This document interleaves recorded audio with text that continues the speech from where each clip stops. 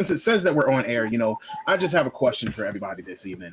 We all know how I do with my questions of the day. So today's question is going to be I want to know, how has gaming affect your life? Like, how has it changed or affected your life? There we go. Do you have a story or like anything significant that shows that your life has been changed or affected due to gaming and its influences? I think I want to start with our guest today, Mr. Goji Senpai.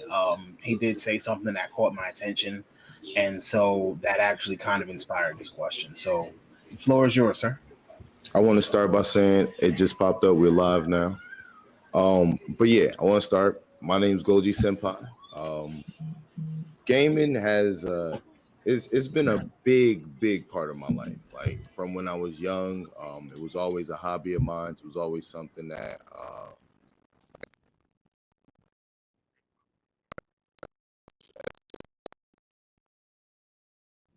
Star Fox. So when I got older, I ended up getting into a situation. And it took me out of it for a while. And when I ended up getting back, it literally like saved me from doing a lot of dumb stuff. Being young and wanting to run the streets and doing a lot of wild stuff. I came home and I went out and bought me an Xbox, and yeah, I just sat in the house playing the game. Like anytime anybody would call me, yeah, I'm in the house, I'm playing the game. Like, this is what I'm doing.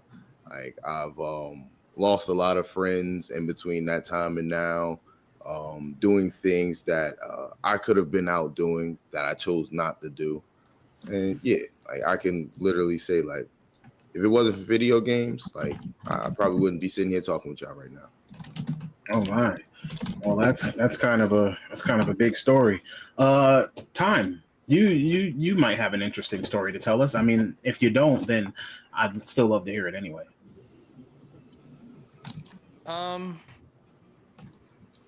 Gaming's kind of weird for me. I honestly don't know if I'd be here without games.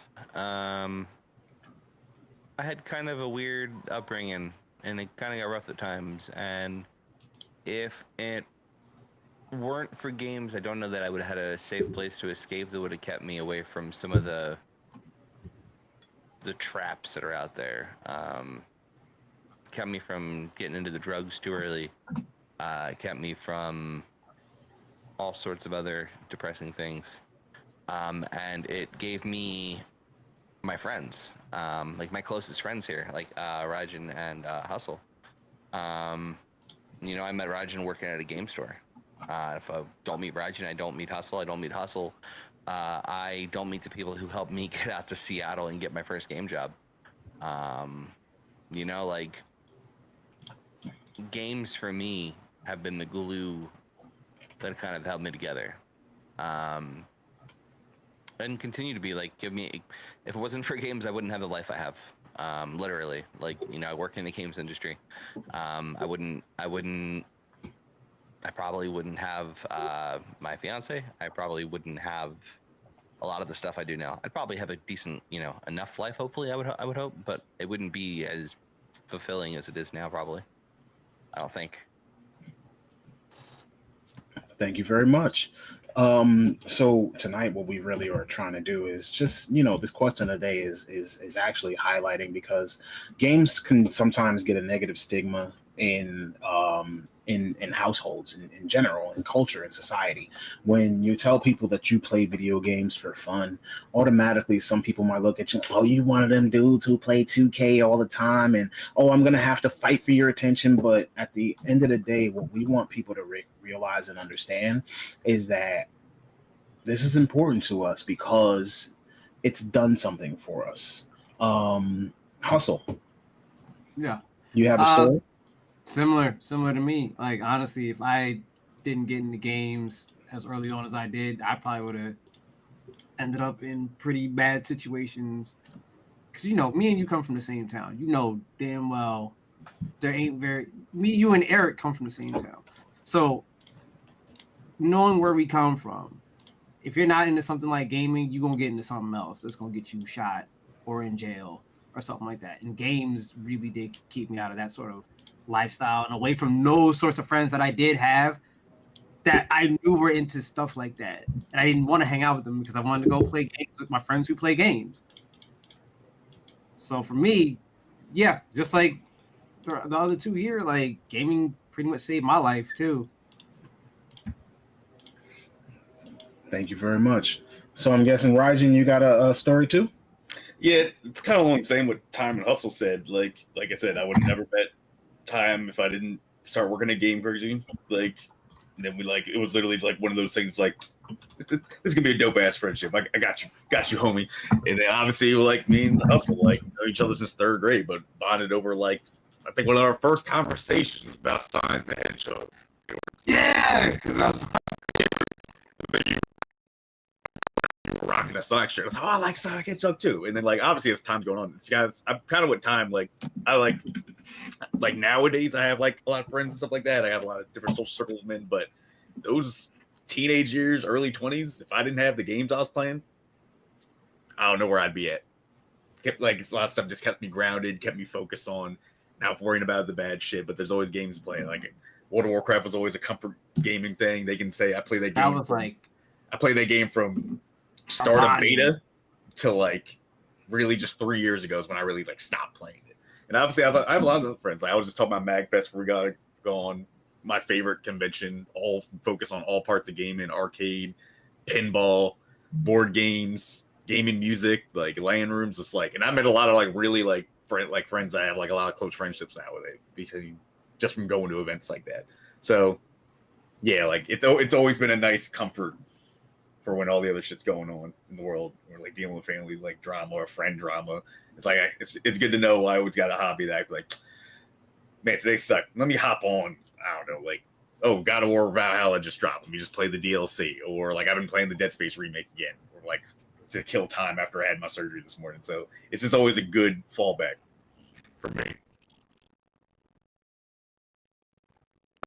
I guess it wouldn't be fair for me to ask such a question and then not provide a story of my own.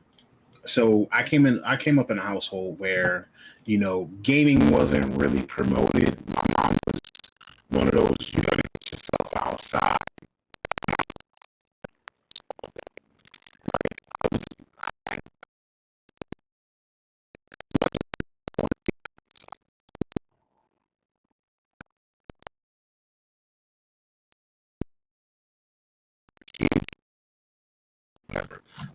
When I was young, I wasn't like gifted and talented and stuff. So like that meant tons and tons and tons of homework. And so gaming and reading were like my only outlets. But I have to say that the thing for me with gaming was, and sure, I mean, let me be clear.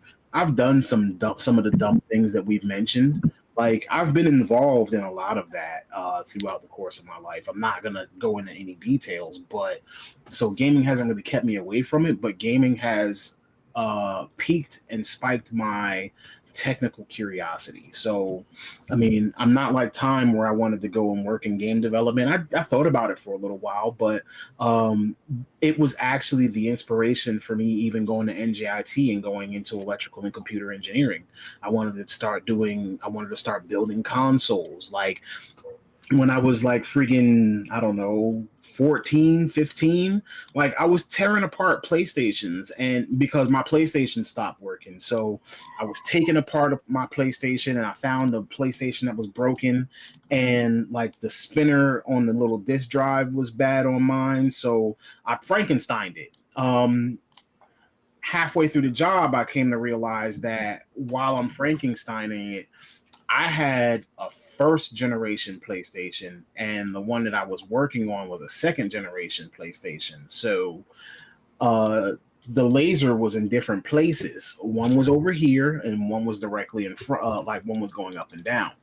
They were different. They did not match. And so when I tried to install the laser from the other PlayStation into my own, it was higher. It didn't fit. It wouldn't fit. So I had to start. That was actually one of the things that got me into repairing, modifying, and doing things like that with my consoles, because I was a kid. I just wanted to play, bro. Like when you don't have the money to go buy another one, it's one of those things like I'm just trying to fix my console. Like I just want to play. Man, I remember when I discovered how to do PlayStation 2 mods using it was the straw technique. You could take a so like basically I forget the exact things you had to do, but you could play burnt PlayStation 2 CDs on a PlayStation 2 if you modded it a certain way so that the lid wouldn't close. It was PlayStation 1. I forget. It may have been PlayStation 1. I could have sworn it was like some PlayStation 2s. I think, but Well, I had on my PS1. I had the I used to do Japanese games too, Dragon Ball. So there was a little spring so you could play with the disc drive open. It may have been PlayStation 1. Yeah, that may have been it. Yeah, it was PlayStation 1, I think. But I remember having to learn how to do all that shit. And like that was so much fun. Like learning how to mod consoles. The best one though was the Dreamcast, because you could literally just burn games directly on tap without having to do a whole bunch of extra stuff anyway. Like, yeah, we're not about to get into Sega knows that the Dreamcast is dead. That's one of the reasons why they're no longer making consoles. We're not about to get into the things that we were or were not doing. I didn't do it. I'm just saying. I am just talking about the things that we heard about. Memories. The things I heard about. I don't know who would do that. Like allegedly, we're not going to get into none of that. Allegedly. I did it. I'm just saying allegedly. All right, OJ. If I was the pirate game, all right, OJ. First of all, OJ's still denying it, even though he wrote a book that says, "If I did it." Oh, did you see? Did you see what her family did? No. What did they do? So they got the rights to the book. Apparently, I did it book. Yeah, that they actually got the rights to it, and they changed the publication for it. Now the font on it. It's in really, really small, like 3-point font, and then the cover is just, I did it. Wow. It's beautiful. Wow. That's so petty. I want that copy. Is it petty? It's not. Man. It really isn't. I want a copy of that. I want the new book, the new copy of it now with that. The juice will always be loose. Yeah, so going back into doing technical things, I mean, even that changing modification stuff it's still alive today. Again, I encourage people, like, for one, I like and appreciate emulation, but as someone who wants to encourage people to do the right thing. If you're emulating anything, please make sure that you support the developers and the creators and actually, pay for the game. For example, there were tons of Tears of the Kingdom emulations and emulators out there. I bought the game, but I also have the emulation so that I could play it on my Steam Deck, just in case my Switch dies. But I bought the game for full price from Nintendo on my Switch, like legally. For $70. Not quite, but yeah. My full price was $60 because I refused to pay $70 for a Nintendo Switch game. See, I did that. Buy the two games for $100 and got it that way. See, now your full price was $50. Yeah. So yeah, but that's honestly the best way to just wait a little bit for a game to come out and get both for $50. They were kind of wild with that price though. I was like, ooh. I said, that game was 16 gigabytes large. And on a cartridge and on a Switch. And I can see, with production and things of that nature, why other companies would want to charge $70 because it's kind of a trade-off. You're moving into 4K, 60 frames, this and that, blah, blah, blah. But for me personally, the way that I saw it, I could not justify paying $70 for that. Goddamn ending from fucking Breath of the Wild. Huh? Because it's the same goddamn engine as Breath of the Wild. And did it take less time to make than Breath of the Wild? That's true. Did it take the same amount of time as Breath of the Wild to make? I don't think so. No, I don't think because they already had the engine in place. Because Breath of the Wild started development, I think, what was that, 2013 or something like that. They were working on it for a bit. Yeah. But they already had the engine in place, so Tears of the Kingdom didn't take as long. Right. So yeah, they had already set up Breath of the Wild to be like part 1 of 2. Right. By the way it ends, so there was no surprise there. Like this was already in planning that Tears of the Kingdom was going to come out. Right. And we all kind of felt that. We just called it Breath of the Wild 2. And we all kind of knew that. But again, that's only my personal opinion. That's how I felt about that game at that time, which is why my take was, all right, I'm going to buy this game. I'm going to buy it legally, but I'm going to see if I can get it for at least what you would pay for all the rest of the Nintendo games. Again, shout out to the developers who spend all of their hard-earned time, making these things so that we can be entertained. I think what we're going to do is we're going to move on from the question of the day. We're going to move into our first topic today. We're going to move into our first topic today, and it makes me laugh a little bit because I know that we're going to spend a little bit of time on our third topic. We're going to spend quite a bit of time on our third topic, so we might shorten down the other ones a little bit. So let's get into the first one. So the meat of the first one is that if you remember, I told you last week at the end of our show that if I pretended to be another race, I might make more money streaming. And I kind of left everybody on a cliffhanger. So here's the story behind that. So there was a streamer by the name of Zenby who came out during COVID and during the pandemic as an African-American streamer.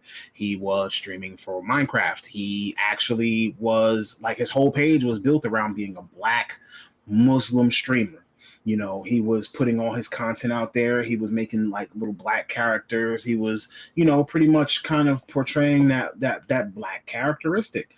And so he goes on, he gets pretty big. He gets actually quite successful for, a new streamer. He was averaging approximately 500 views at a time.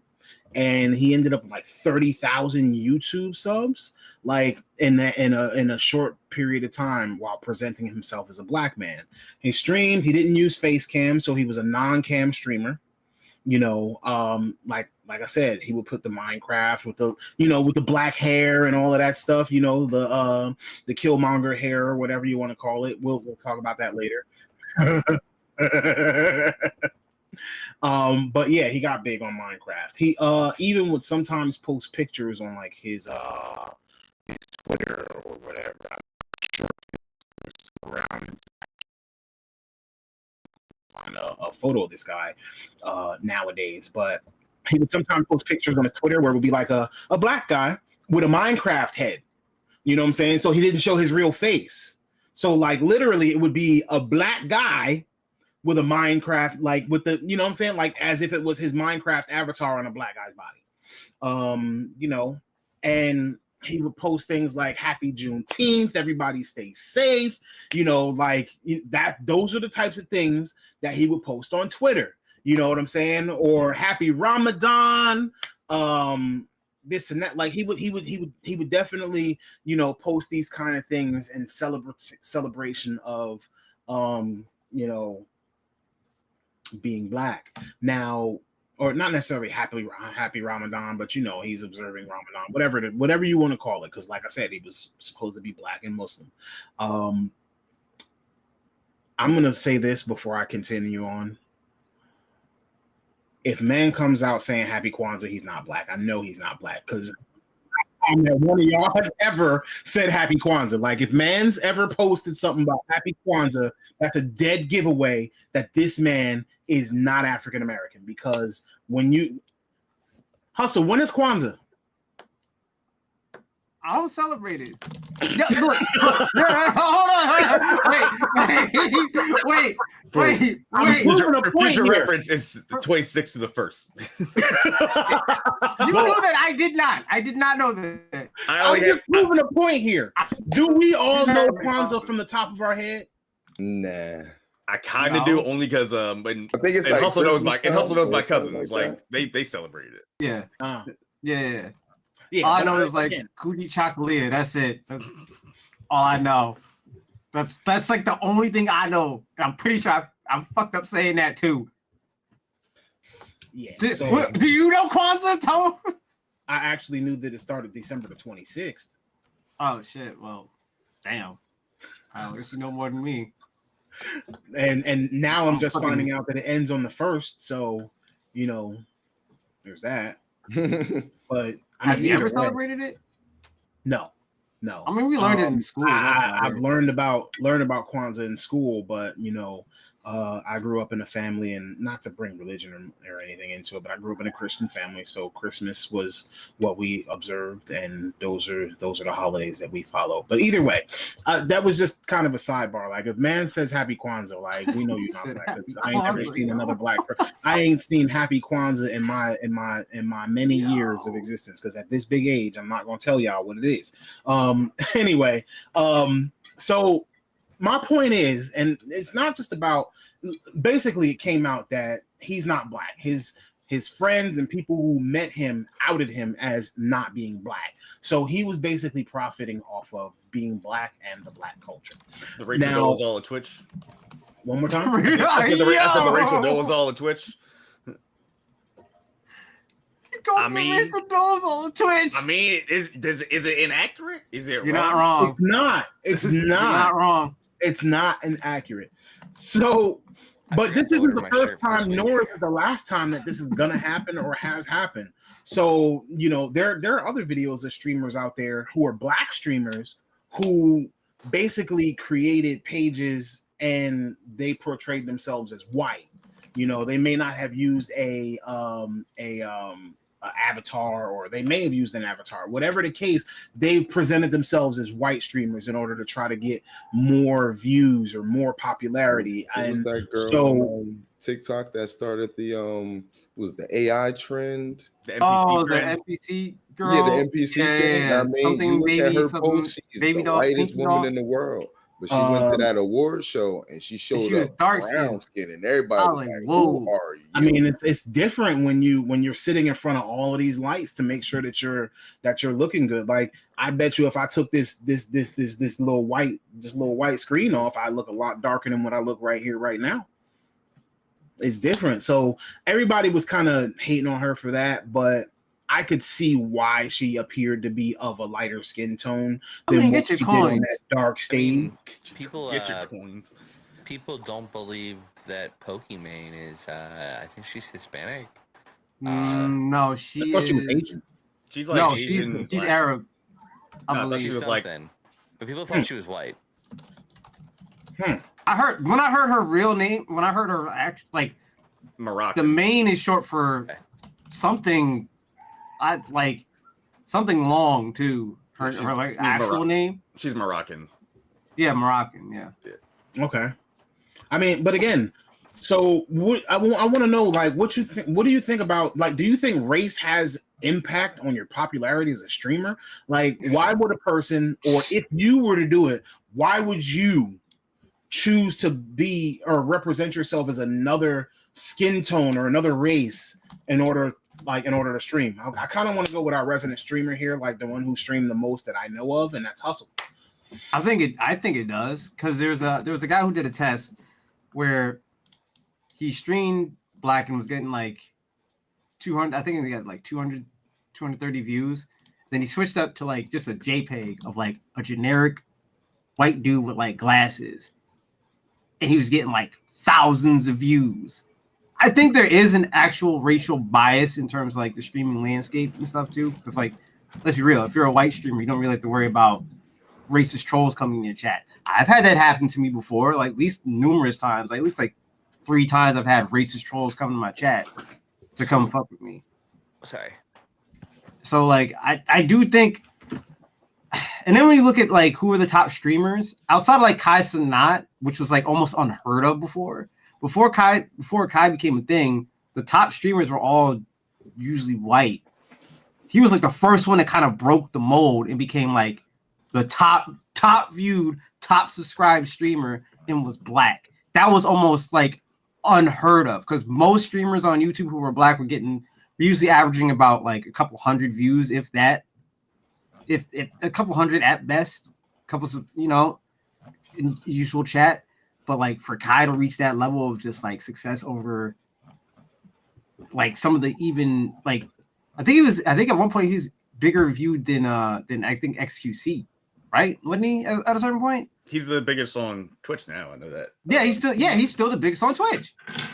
But which and is XQC, rare. XQC, is he still on Twitch or he's just on Kick? I forget. I don't I remember. think he's on Kick now But, exclusively. Now to kind of go what you're saying, like you gotta like. I feel like different, like it's always different races like benefit you in different ways, like because they always call it like digital blackface shit like that. Like most popular memes, content, a lot of shit is usually made by like black content creators and shit. Usually that's the stuff that's getting reposted the most. But looking at the views that some other people get, you wouldn't think that's popular. Like let's compare two big like YouTube, Twitch streamers, like.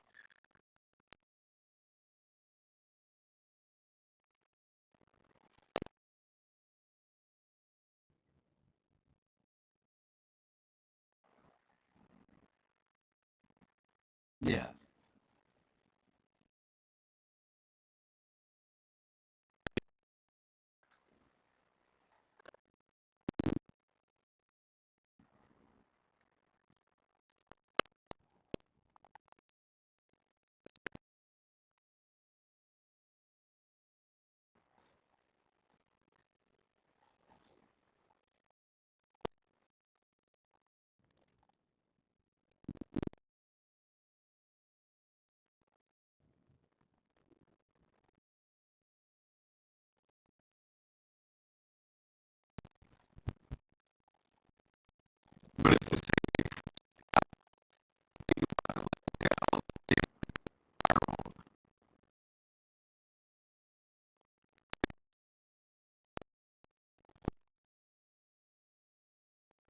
It just lifted their careers up to the stratosphere, like the D'Amelio sisters.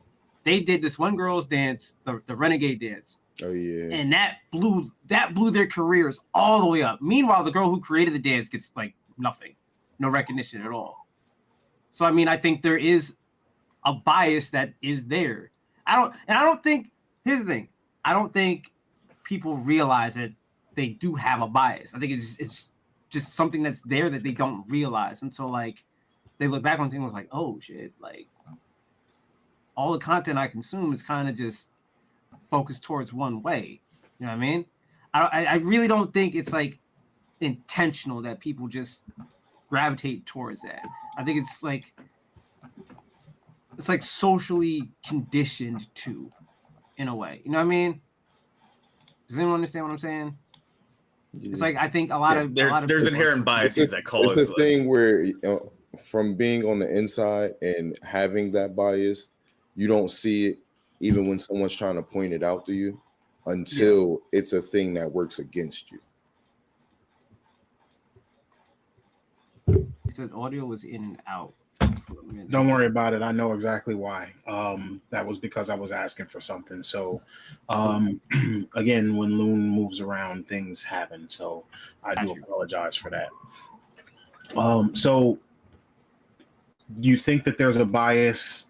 Time, you were going to say something before, and I wanted to hear what it was that you were going to say. Yeah, I try and I don't have the same perspective just because I don't have that lived experience, right? I don't stream much, and I'm obviously this might be a shocker. I'm not black. What? We couldn't tell. Like I never knew. I get it. Listen, Wait a minute. Wasn't it like 2 weeks ago? We had just said something about you being black. Like you. Well, yeah. Listen, I have a confession to make. I've been streaming as a different race to try and get more views. That's what it was. It's a filter. What's your handle? Is it Zenday? No, calm down, Jamal. Rob Dolezal. Rob Big Dolezal. E Crankston. Big E E. Crankston. Big E Crankston. Yeah. Wow. Well, sausage physics, gotta crank it. Anyway, What? Ladies and gentlemen, welcome to Sorry. the Bending channel. I apologize. I'm in my own little world here. No. So for me, I kind of. I can see a world where there's definitely biases, right? Like, I'm pre-programmed just from the years of the internet to fight back against biases. I think there's probably definitely some biases, but like when I hear these things about like Markiplier, I have never heard of Corey until just now. So Damn. I just looked him up. But like that's my point. They're like Markiplier. I heard about Markiplier because like inside Bungie, like people watch Markiplier and like other. No, it's not Markiplier. And that's what's his face? I forget. I don't care. It doesn't matter. But like I've just heard of Markiplier because like he pops up everywhere. I would be curious to know what opportunities have fallen into Markiplier's lap versus fallen into Corey's lap, and how many opportunities that Markiplier aggressively went after to get himself in front of more audience and in front of more eyeballs. Like, I think sometimes coming from my very privileged background, and by privileged, I mean, while I had a rough one of the fun things about my life is I grew up in the trailer parks, but I had grandparents who were like rich as shit. So like little duality there. And the one thing I learned from like my grandfather, and like the time I spent with him was about like aggressively trying to network and seek out different opportunities. And even in school, like I went to Full Sail.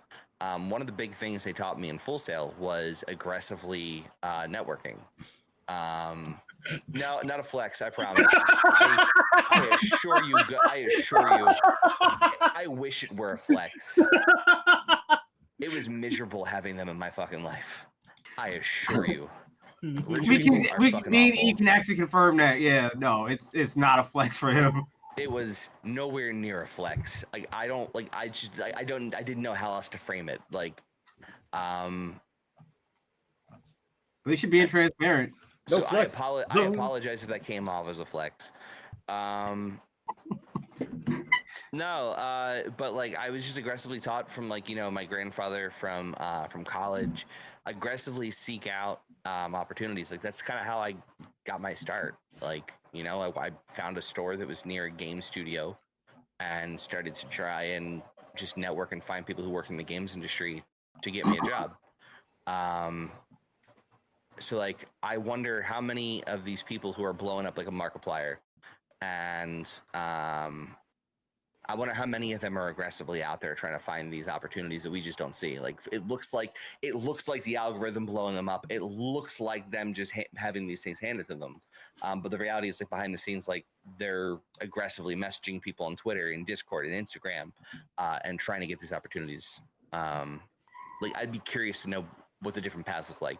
I do think some of the biases though, like this goes into a little more political. I think some of the biases come in from just like how uneven things were economically for a long ass time in this country, where like even though I didn't have a great like as a kid, I still had a computer. I don't know that there's a lot of people in these different I don't know how many people out there had computers as kids, right? Like I just don't like, and our age 35, I don't know how many people in the third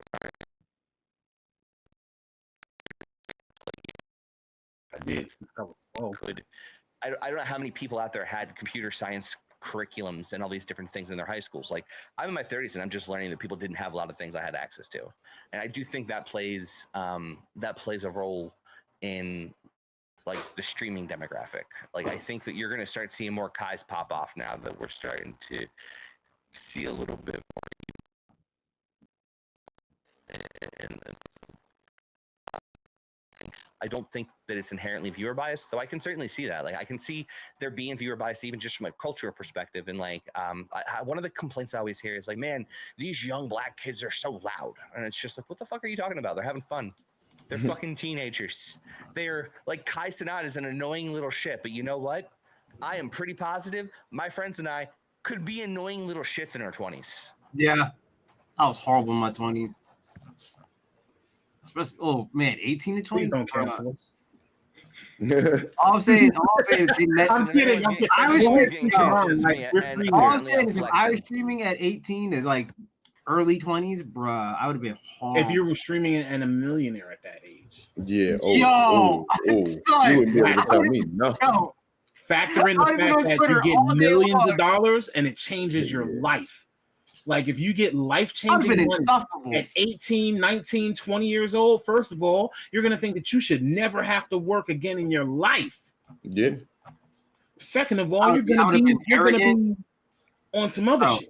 I would have been arrogant. I know that for a fact. I would have been super arrogant at that age with that amount of fame and money. Oh God, dude, I've been horrible. And I also think there's jealousy in there, right? Like I think a lot of people get jealous of these kids. No, yeah, it definitely is. But yeah, going back definitely- to the topic at hand of like, does streaming is a different race?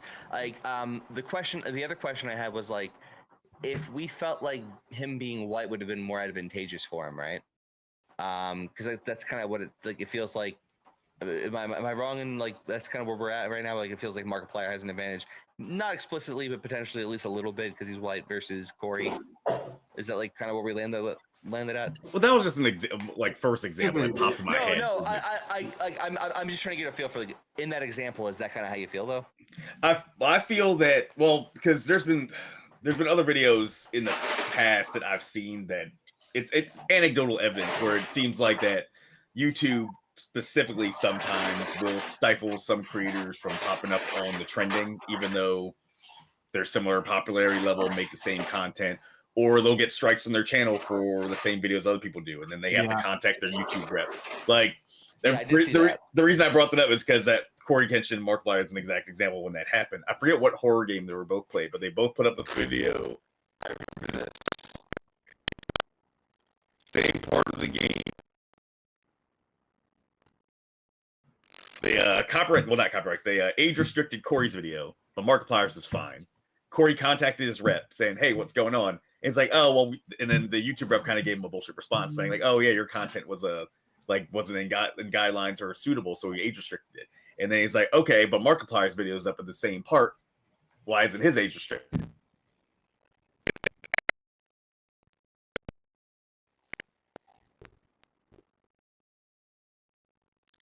I just got flagged.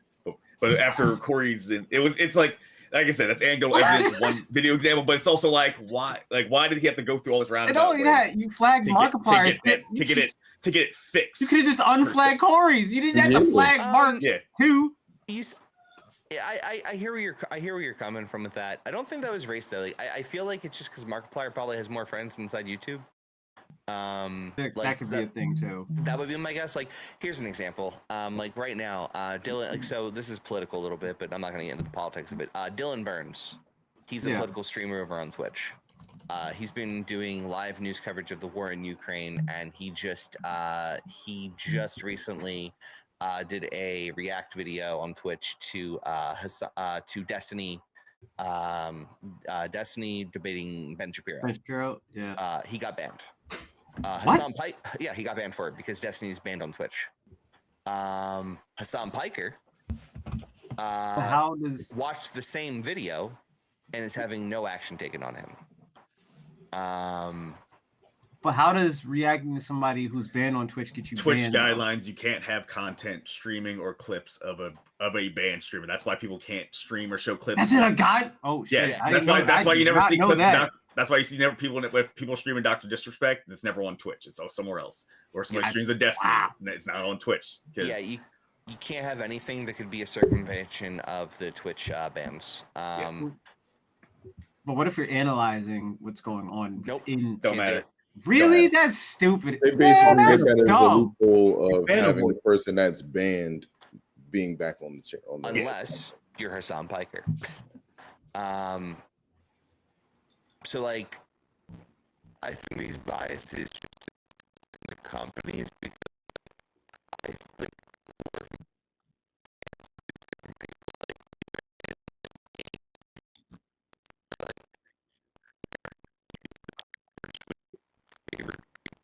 capacity over normal players. Like I would put money on that happens occasionally. Also, you look at it from a money perspective too. of like, Yeah, that's the other thing. Like Markiplier has They- like they double make the audience. such amount of money. Therefore, like if we were to like ban that person, that means we're losing this amount of X money amount because of- of that yeah. content creator. At Yeah, least exactly. it makes sense now. Yeah, it's Still fucked up, and it's still not cool. Like you're still giving certain people advantages because they have.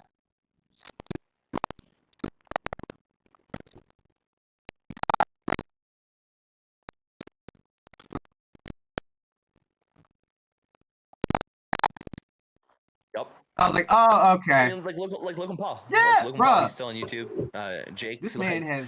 And like I feel like has Gideon ever? Gideon's over No, on he's that. on- Never mind. He's not on YouTube anymore. He's still on He's YouTube. on Yeah, YouTube he still? hasn't been banned yet. He's going through a weird arc of like Discovering religion or something. Yeah, Like they discovering claim religion. that. Now I he's get the like, Rumble notifications. I don't know what he's doing I now. occasionally watch them. I like him.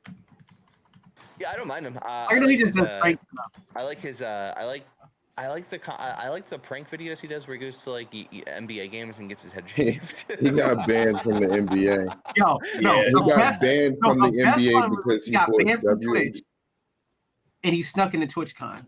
That was hilarious. Let Wojie talk. Let Wojie talk. real He quick. he got banned from the NBA because he bought 2 front row tickets to a WNBA game, went to sleep on the tickets, they kicked him out, and then the next week he bought 2 more tickets, and they were like, "Yeah, no, you're banned from all NBA and WNBA games." What?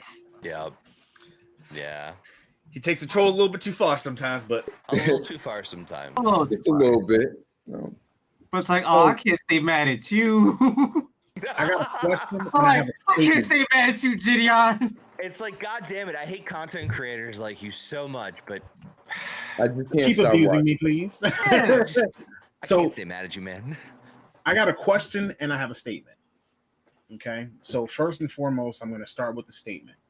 I know that I might be the only card game otaku over here right now, but I just wanted to put it out there that this coming weekend and this past weekend, so last weekend, One Piece card game did their nationals in Europe. So they did Europe and they did Japan over this past weekend. Japan is 1 meta ahead of us, but in Europe, they're on our same meta. This coming weekend on the 26th and 27th, I believe, they will be streaming the One Piece card game nationals for North America. So that's going to be going on in LA. Obviously, I'm in like the Discord server, things like that. So I've actually been like really excited for that. So with the One Piece Nationals coming up, I'm a little hyped, and I've been looking into like getting more cards, etc., etc.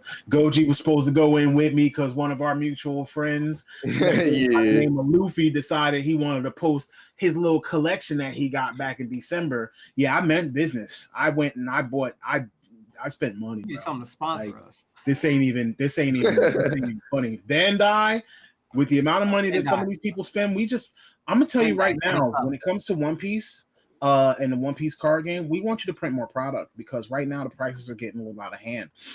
You got a lot of investors and scalpers that are buying up all the product and trying to resell it at high prices. That We always just want you to happens. print more product. I've been involved in a lot of conversations where they're trying to minimize, like they don't want Bandai to keep making cards for other games because they're not as popular. Like there's a new Dragon Ball card game coming. I think Wait, it's who doesn't Dragon Ball want Bandai to Super. make more cards? Union Arena is coming, and then there's another card game that I actually really like. And Goji, maybe you'll get in on this one. This one's called Altered TCG. Their Kickstarter is starting on January the 30th. Every card is going to have a QR code at the bottom of it, and you're going to register your deck in the Altered app. It's going to be it's from France. And when you register your card in the Altered app, that's your ownership of the card. So if you wanted to sell your card, you could literally have all your cards, sell the digital ownership to someone else. And even if you still have the card, like you can play that normally, but you can't play in like official events because only stuff that you actually digitally own is able to be used in official events. Also, they have things that are called unique cards where it's only going to be one of in existence, period. So everything is going to be like their QR code, and going through their app is also how you're going to manage their marketplace, so that an outside third-party market like TCG Player doesn't actually get cuts off of movement of the cards. They're trying to manage everything, so it looks pretty innovative. But everything is played tabletop. I mean, of course, there's also a copy of it in like the tabletop simulator, so you can play now. I haven't gotten into it yet because I'm still trying to learn how to play. It's not like a versus. Like, the goal of the game is you have 2 tokens on each side of the stage, and you're using your cards, and you're battling the other person to see who can move their token first on both sides. And the goal of the objective is for both of your tokens to meet in the middle. So it seems pretty interesting. But that was just a mention of that. I do have a quick question though. So now that I've gotten the card game otaku out of me, did Kilmonger ruin black hair in gaming? Inadvertently, yeah. Somehow. Yeah, I don't even know. To be perfectly honest, I see the memes, I understand it, but it's just like I don't understand how that became the black hair for games. Because black hair that came out when 2017, 2018. Oh, black hair just came out in 2017. Oh, he's talking about Black Panther. Black Panther. Well, I mean, technically, yeah, black hair finally came out in 2018 We had no other hairstyles whatsoever. And I mean, they will put afros in it sometimes. You know what's funny? Dusty I feel like animation as a whole goes through these phases with black hair. Because remember the mid 90s, early 2000s, where it was the high top fade. That was a Fresh Prince. Like everyone's trying to look like Will. And then it became the mini afro, and it's just like they go through these phases where they just like, we don't know what to do with their hair. FromSoft games are egregious with making black hair. Holy fuck! Oh, what, From Software? I hate it so much. They don't try at all. Well, at least they're not worried about hair and Armored Core. True. Yeah, it's true. Elden Ring, you had to though. Yeah. It's like, why can't you just give me some like cool dreads or like fades or something, like something decent? So let me hit you with another question. What if they actually made Miles Morales' hair grow out of the Killmonger style and into like a longer style? So I'm going to counter your question with this. Do you think they are really going to do that? No. I mean, they did it in the comics. But that's the comics. In the comics, I mean, there's an actual continuity, right? And not saying that the game doesn't have it, but they're going to come up with whatever hairstyle is popular at the time for them. Because you know about what where he was at one. I think it's because Miles Morales' hairstyle was fire. The little braids and whatever he had going on. I love that at the end of the movie. Yeah. Yeah. I mean, he had, like, with the 2 braids. Yeah. Yeah. And even in his solo game, he had like the Chris fade going on and all that stuff. Right. Like, But the conspiracy. oh god, that's atrocious. Specific mask, so Adidas could sell that entire suit. Oh, true. Yeah. Yeah, they Remember, definitely do sell those Adidas sneakers that he had on. It's an Adidas workout suit. Yeah, it's the whole outfit. So the conspiracy is they gave him that hair just so he got that specific mask. which is like, I get it. You got cross promotions and sponsors and all that. Like, does that really have to be his final suit? Does that like with clearly like Adidas on with the fucking? Granted, I am a like listen. I'm a heavy Spider-Man fan. Like I am a Spider-Man fan through and through. I get it, but that suit was ugly. Maroon say, "Hey yo, I don't know what your boys at Sony doing right now, but this suit ain't."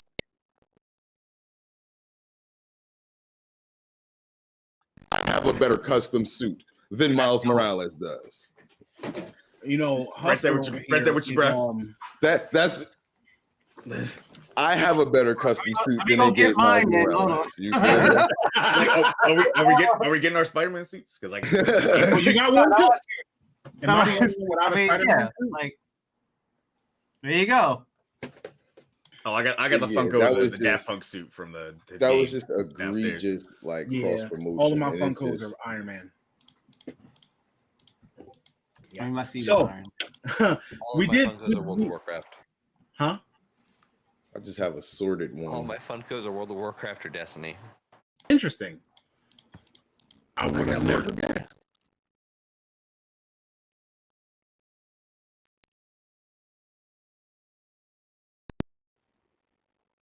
Hey, yo, pause.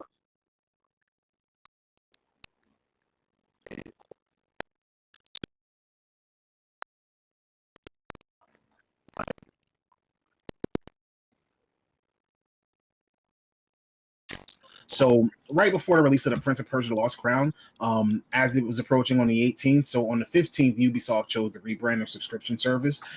They actually went with Ubisoft Plus. And at this time, they also introduced the PlayStation version of the classics for tier for a lower price. And Philip Tremblay, who is actually the Ubisoft's director of subscriptions, stated that a big part of this was done to get players comfortable with not owning their games. Ubisoft stated their subscription service actually had its most successful month ever in October of 2023, with millions of subscribers and over 500 million hours played.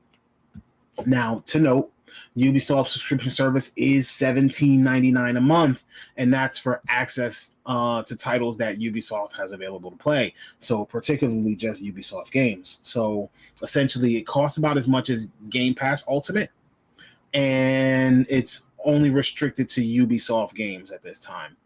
Now, the question that I want to present to you all is, with services like Game Pass and various tiers of PlayStation Plus being available that offer a nice sized library of games to play at a monthly cost, and instead of having to like fully invest in and purchase and own a game, could subscription services be the future of gaming? Like, could you see yourself just signing up for a monthly subscription instead of, owning the rights to a game, even if it's digitally? Could you see yourself signing up to a subscription service instead of owning the rights, and just kind of be okay playing games until you're done, and then taking away access? Who wants to go first on this one? I either got time or I got Raijin here. Fully dive into being a subscription service, but I just to add the caveat, I feel like that's where everything is going in some fashion, and we don't really have any control over that, unfortunately. Like, I can see, like, it seems like they're always setting all this up. That's why everyone's up to these tiers or making these Ubisoft Pluses, Game Pass, Amazon Luna, everything like that. But like, it really depends on the company. Like, would I trust an Ubisoft subscription service? Nah, because I feel like they'd probably pull in some other bullshit somehow. Because I feel like they're definitely almost tied for number one most untrustworthy company sometimes. Like, number one? EA. Ubisoft. EA.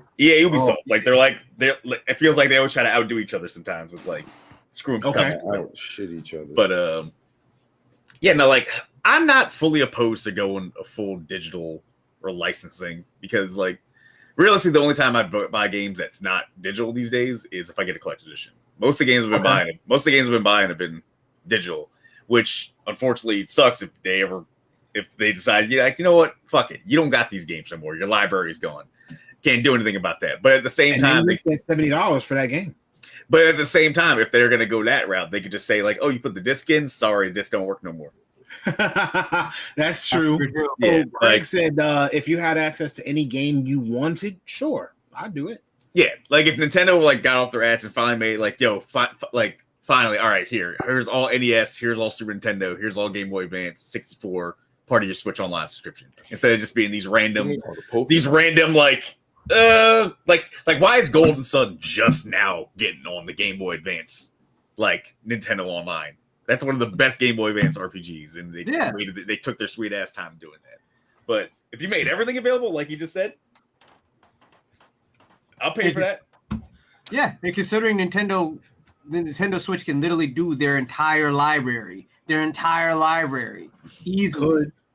We're talking from NES to straight up Wii U. But it can do their entire library just on the Switch alone with its capabilities. Like, you already have that with like the Wii, because the Joy-Cons are also motion controls. I'd be fine with that with Nintendo. But overall, as a whole, like, I just want to own my games, man. Like I was talking to you guys when I was talking to you guys about the Crew 1, and how the servers are shutting down, which means that you will never get a chance to play that game ever again. Which makes me sad because the Crew 1, honestly, to me, is the best one out of all of them. Yeah. It makes you sad, but tell me, when is the last time you played the Crew 1? To be honest, if the servers were still good, I want to go play it now. But when was the last time you played it? Because you still own the game. A couple years ago. But that's what I'm saying. So that's their logic. Like, servers cost money to keep running. They're not making much money. I mean, offline mode. I mean, again, I'm not disagreeing with you. You still own the game. This is a complicated thing for me. I think that this is ultimately the way it is, and I think that the reason we have so much resistance to it is we're from a different era. I don't know. I genuinely don't know how many people in the younger age groups care about game history the way we do. I just don't know. I don't talk to 20-year-olds. I don't talk to 18-year-olds.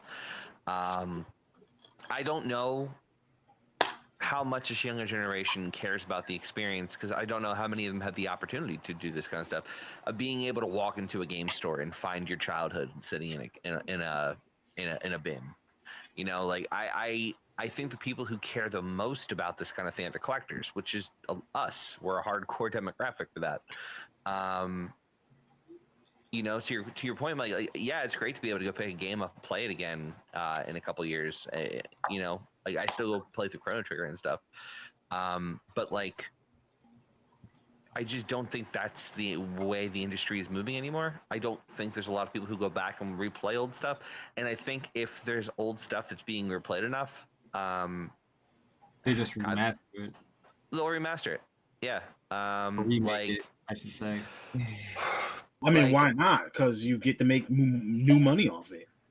Yeah. Kind of like the definitive edition.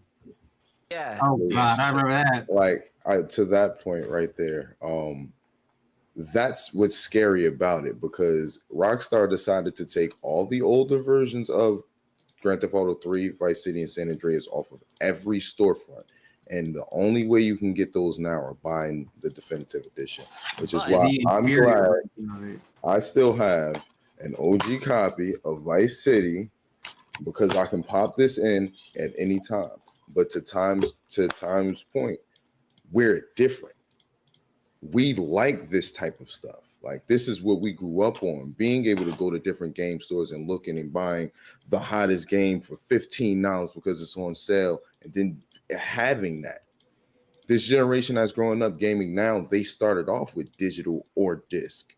So it's a thing to where they've always had the option of the convenience. And like Rajan said, I've been buying games mainly digital. My PlayStation 5 is a digital. I don't have a disc version of a PlayStation 5. But I'm also scared that one day they're just going to be like, yeah, that entire library of 400 plus games that you've been racking up since PlayStation 4 to now, yeah, most of them, because of licensing issues or whatever, yeah, you can't play that anymore. Yeah, that's why you can't play the Deadpool game anymore unless you got a physical copy. Yep. Or unless you still had a PS3 that had it installed sitting on there, like they did with when the Scott Pilgrim game first came out. Yep.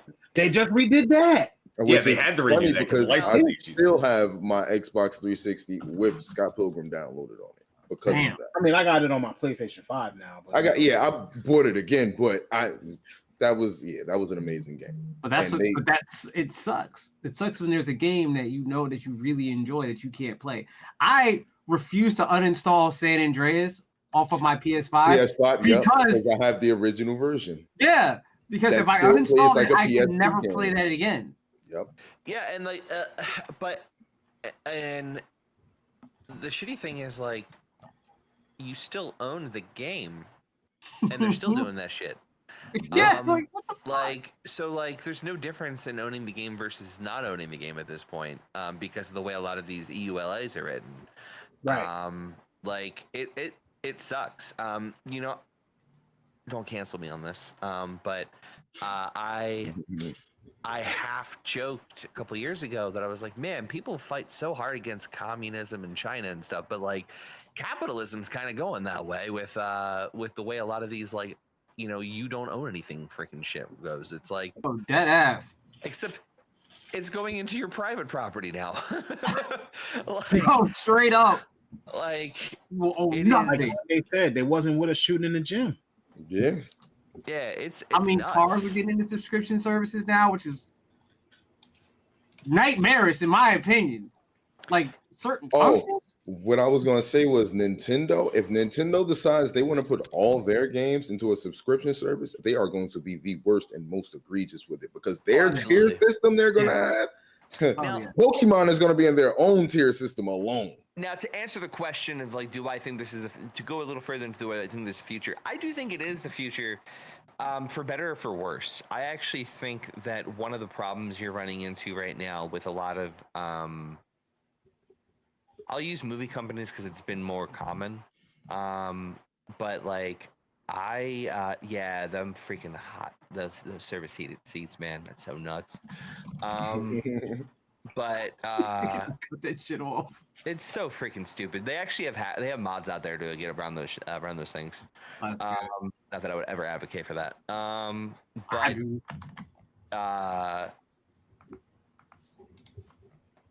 I think it's going to cause some problems because in the entertainment industry, media is expensive to make. Like, it just is. It gets more expensive every year. It gets more expensive with every release. I think one of the problems, I hope Nintendo goes to PC, man. I'm going to be broke and my Steam Deck's going to be full.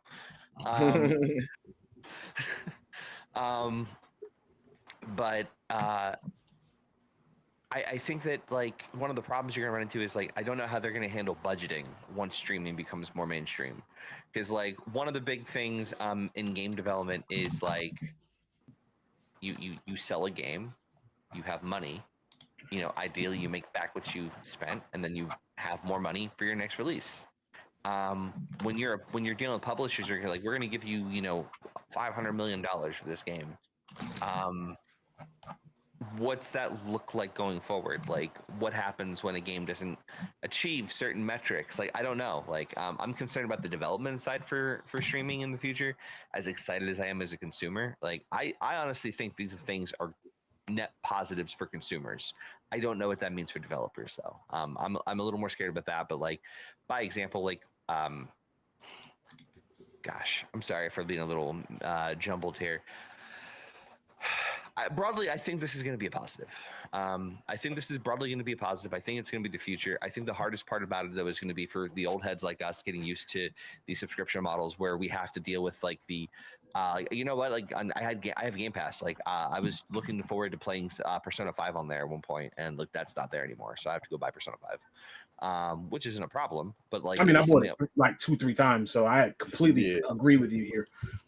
Yeah, it's not a problem. Like, But like, so now I have FOMO because, like, there's one game I was looking forward to playing and it's not there anymore. It's like, well, shit, now I gotta fuck. I mean, say this. So I'm gonna say one thing. The one thing that time traveling said today that I felt like this motherfucker spitting was this younger generation doesn't know what it's like to walk into a store and see your childhood in a bargain bin. Dude, it is. Yeah. The thing that breaks my heart, and I'm not gonna front, like, it makes me tear up a little bit. Like, I think about, like, the fact that, like, these younger generations aren't gonna have the experience we have. Like, man, like, some of my best times living back in Pennsylvania, where Raijin and I, and sometimes Mike, and sometimes Hustle, sitting there and being bored as shit on, like, a summer day. And then me getting, like, a text message or an IM from Raijin being like, "So do you want to go to Piscataway?" Hey, do you From want PA to Piscataway to a game store. No. We would go hang out Game Crazy with Jesse and the gang, or we'd go up to a Digital Press, was it? Yeah, Digital Yeah, in Press. Clifton. I Yeah. used to live in Marsville, in Bucks County. But now I live out in Irvine, California. See, I'm familiar with the just going to the game store and hanging out because I used to actually go to EB Games over on 22 and hang out with Steve Yeah. all day long. Like I would just be sitting there, hey Steve, like I see you got that Eclipse out there, you know what I'm saying? You gonna sell it to me? So, Like yeah, he had the Fast and the Furious Eclipse and he worked at a game store. He was the coolest dude ever. Like it just is what it is. So I remember like dreaming of working at a game store. Like my dream job for a long time was working at GameStop. Yeah, I lived that dream. Don't do that. All three of us did. Yeah, I lived that dream. Don't do that. All three of us, yeah. And then my favorite store. Actually, I came back from Magfest with Eric 1 year. We were watching. We had just gotten done watching Earthbound Papas, and they had a copy of Chrono Trigger at the convention I wanted to buy because like I wanted to have Nobu sign it. I didn't wind up doing it, but we came back and Game Zombie in Bristol wound up having a in the box, fully intact copy of Chrono Trigger, and that is my prized thing that I own. I still have it to this day. That's why I bought Phantasy Star 4 as well because he had a sealed. Not sealed. No, just complete in box structure manual, Genesis cartridge box, everything. Bro. I was like, yo, that's my favorite Genesis. I can imagine I can definitely imagine the GameStop scene being depression up there. I had a friend who worked at a GameStop in Upper Darby, I think it was. And it didn't sound great when she was there. We got our cat mascot showing up. Sad Leona. Right? She's the mascot now. What's sad though is seeing like game auctions now. That's sad. That's sad. When you see like a game that you used to own and it's like, oh, it's now worth because it's sealed in box. It's now worth $5 million. We're talking like hundreds of thousands of dollars. Didn't you see what happened?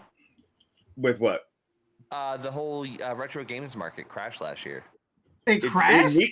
It needed to.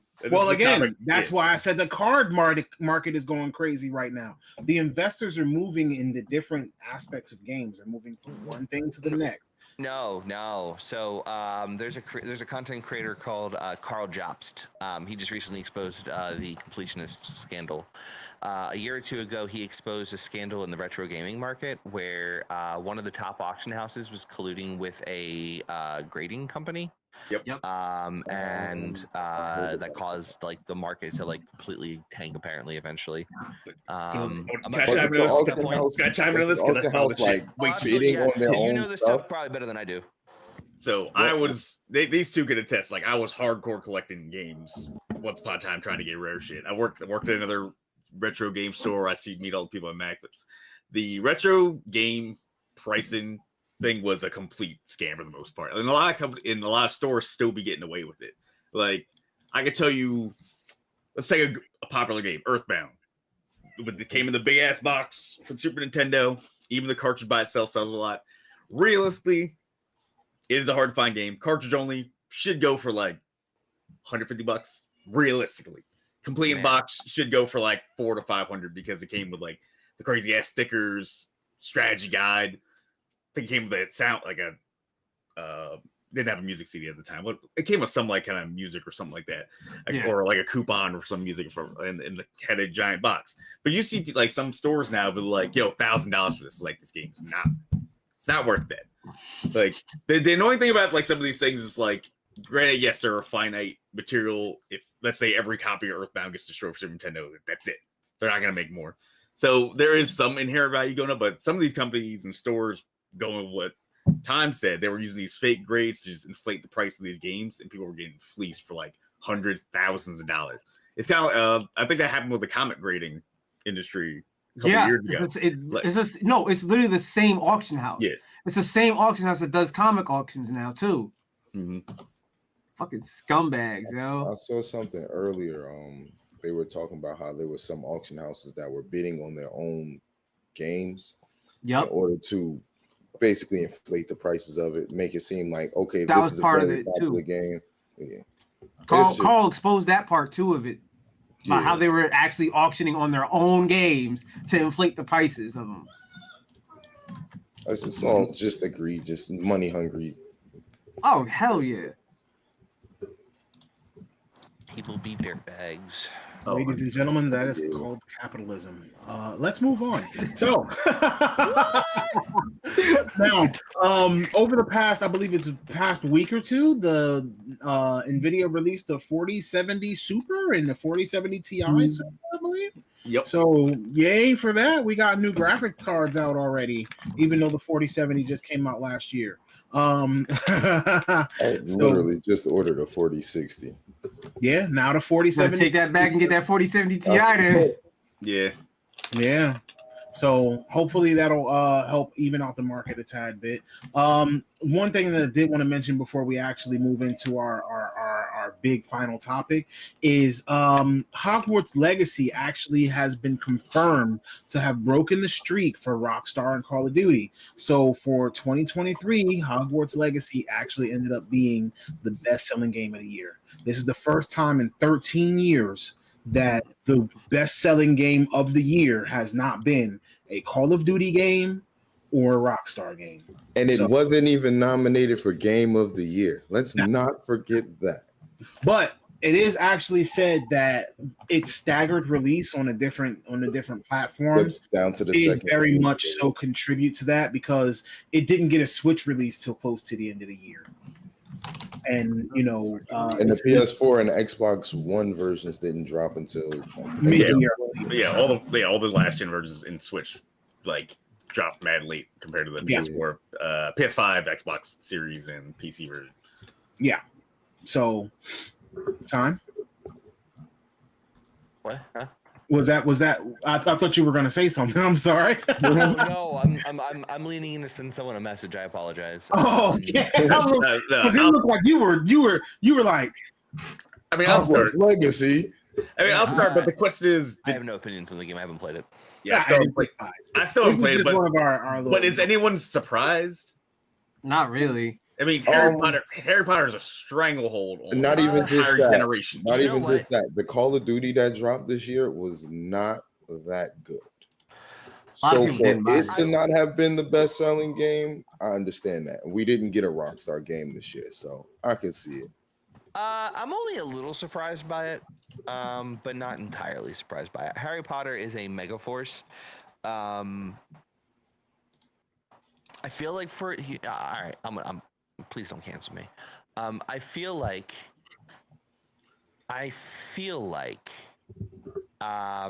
for it to have been that successful, there have to be a lot of hypocrites out there. Yeah. Like, there have to be a lot of people out there who were sitting there being like, don't play this game, you shouldn't play it, and then bought it. Like, unless now call me crazy, all right? Call me crazy. Maybe social media isn't real. It's possible.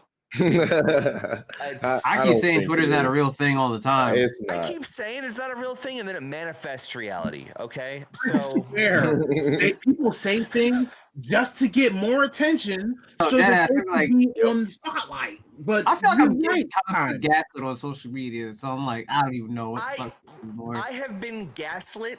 That I've been gaslit by social media at times. Like, oh no, it ain't real. People don't actually have these opinions. This is just the internet. And then I go out into the real world and I talk to someone and they have them opinions. Like, I'm like, oh, no, fuck me, I'm done. I'm never going outside again. Fuck this. Yeah. I think the only thing people will always surprise you. I think the only thing that would probably like sell like a crazy amount would be like if there was a Star Wars game, but you got to make your own like Jedi or Sith or some shit. You could become your own. That would be cool. All right, like you ready? It's literally on the same brand. Here's my game pitch. Fable with Star Wars. Done. Fable in space. Oh. Yeah. No. Yeah, that would be that'd be dope. You mean KOTOR? But action. No, but action though. All right, this is a new original idea. No one's ever done this before. We're talking like open world action game. You get to choose your actions choose whether you're dark side, light side. Yeah, you get to choose whether you're dark side or light side. Maybe you have some lost memories. I don't know. We'll workshop it. Yeah. We'll do the typical Star Wars thing. Okay. I got it. We're gonna talk about Palworld now. You're in the game that I have on my other screen literally right now. You haven't played Palworld? Wait, what? How? Wait, Tom, you haven't played Palworld? Where is he going?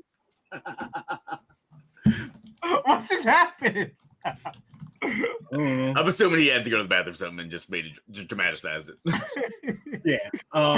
No, but for real, that actually does sound like a great idea. Like a Star Wars game is mind blowing. You know, where you could actually. I was like, did he really skip a lead? Nah, I wasn't really moving on to Palworld yet. No, but we are going to talk about that in a moment. But I do think that your idea was actually pretty good.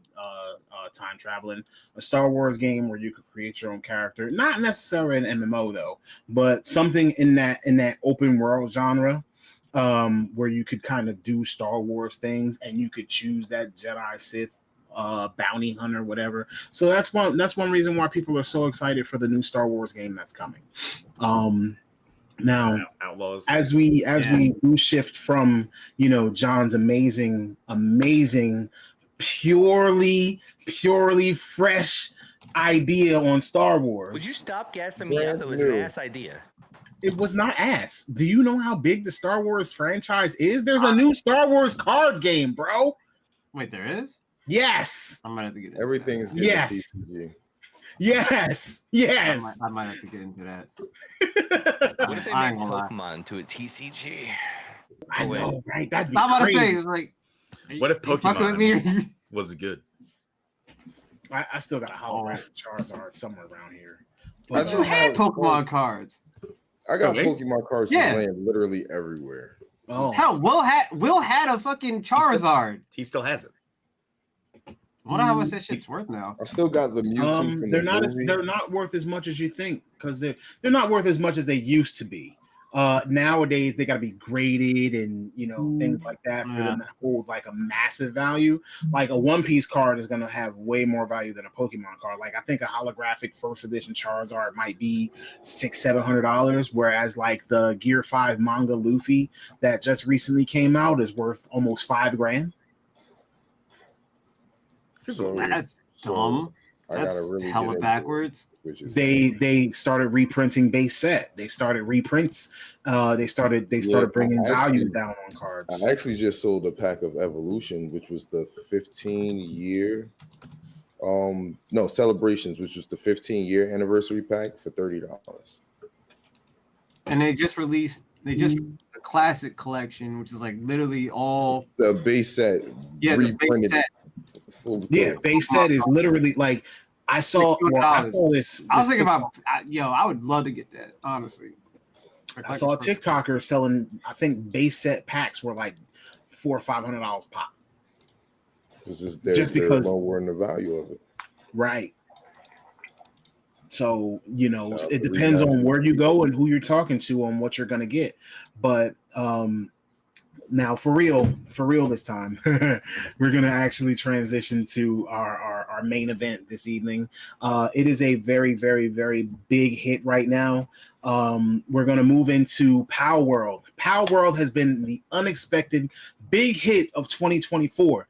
The question is it enough to make it a candidate for Game of the Year?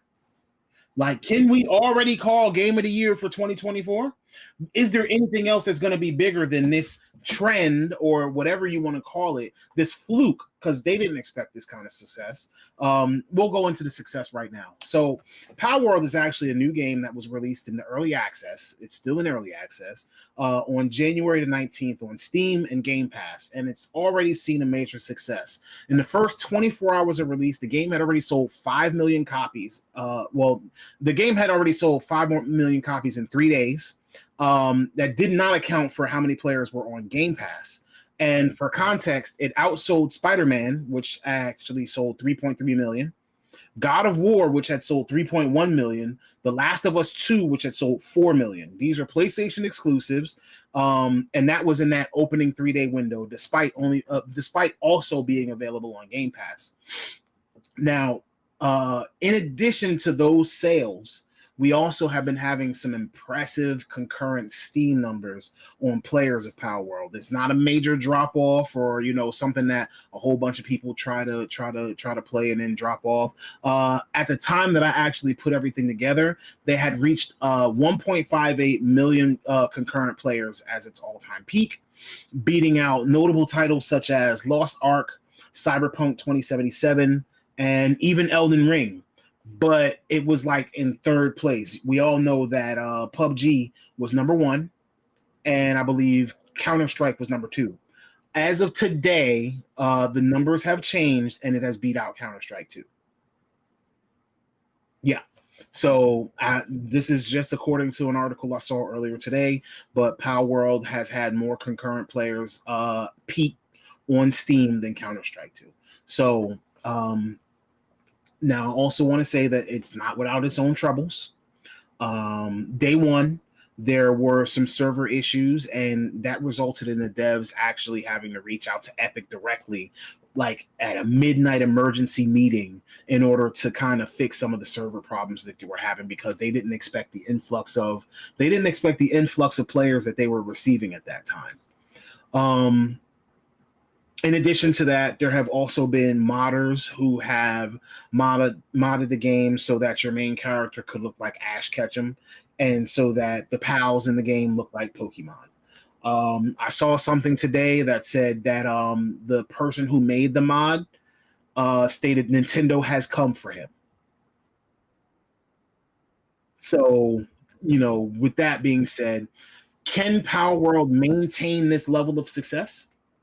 Was their launch window what helped them succeed? Like we're in a dry spell.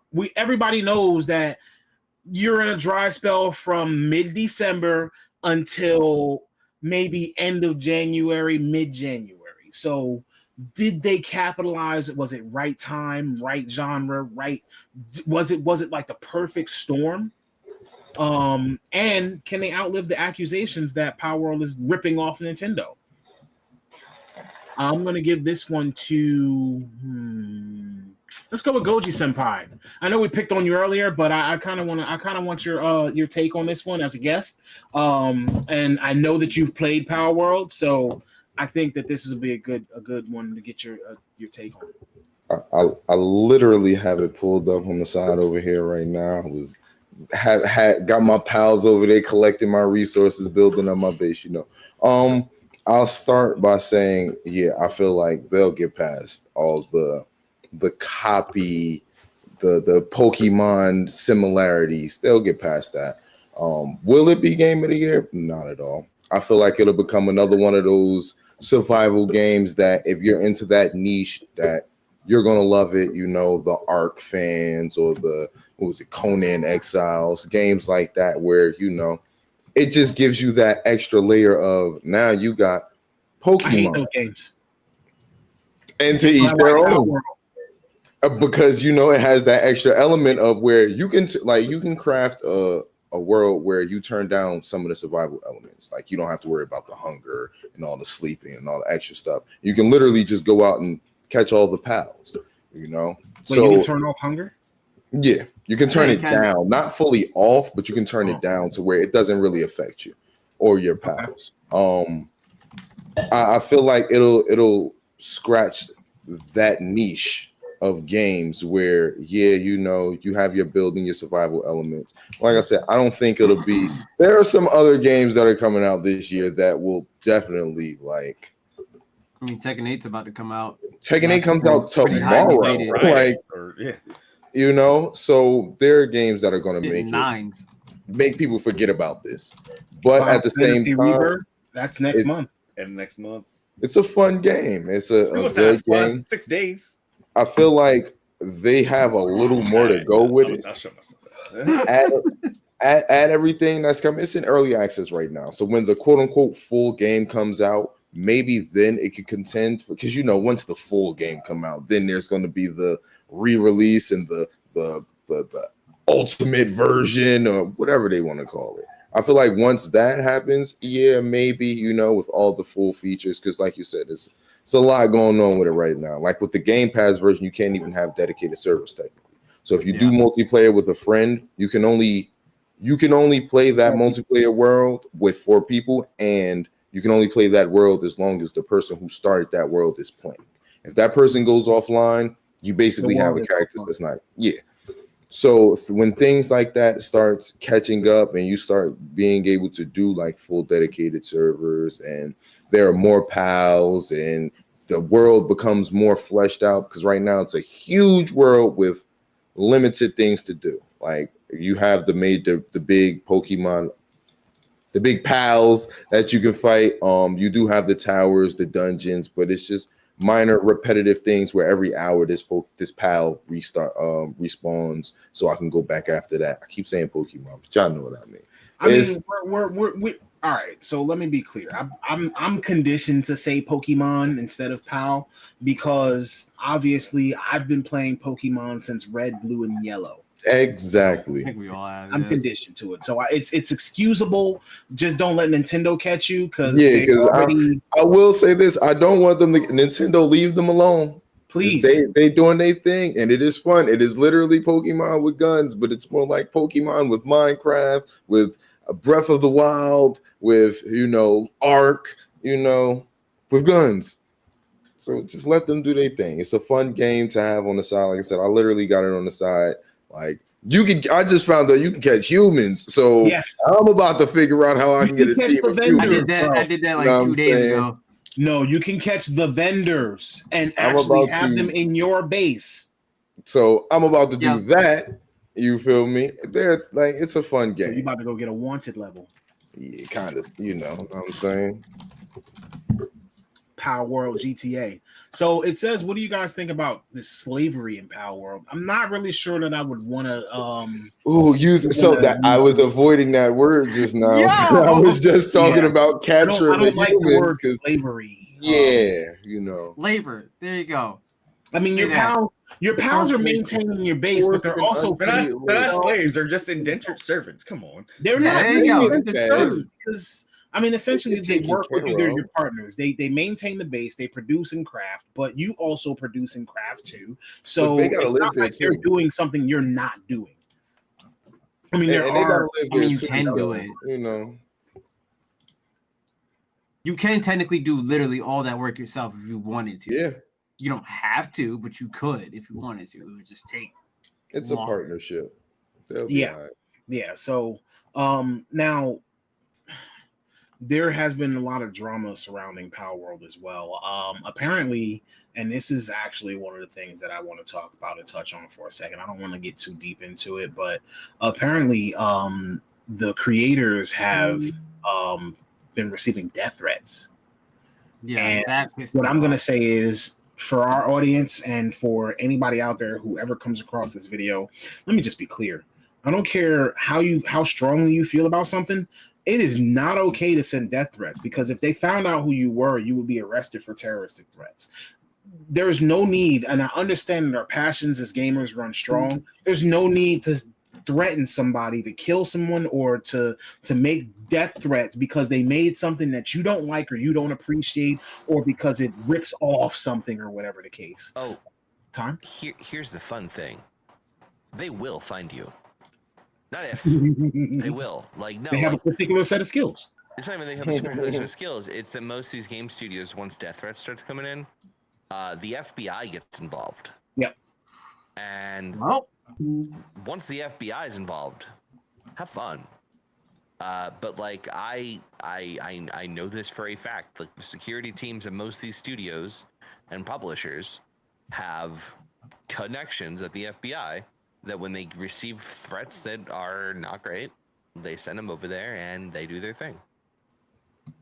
And you have to be quite unhinged to send death threats to someone over a game that you don't like. Like, if you don't like the game, if it's not for you, just don't play it. Like, or if you do like it, they did something you don't like, don't participate.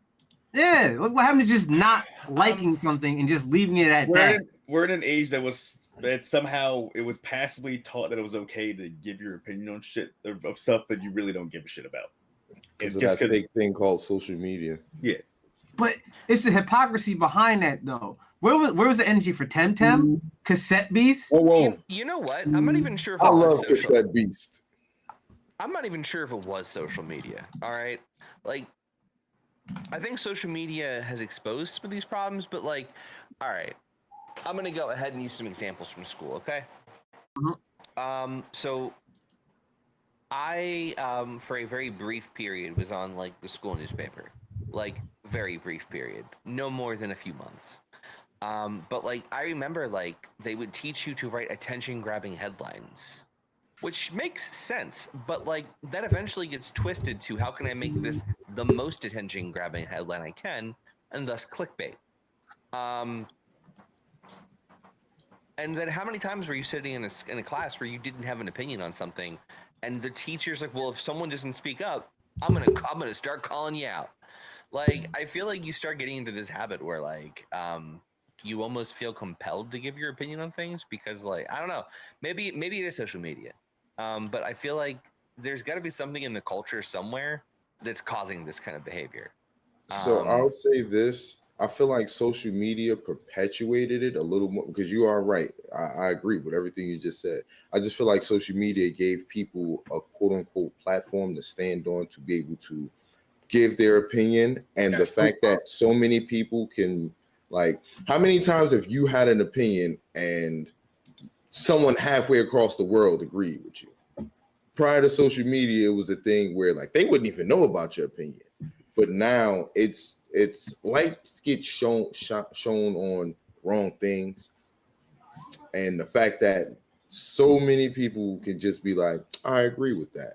It just makes things a little worse. Yeah, so I'm not sure how many people have been keeping up with the actual scandals and stuff, but one of the people who's been leading the charge and is being quote tweeted by people and all these things on like they're stealing models directly from Pokemon.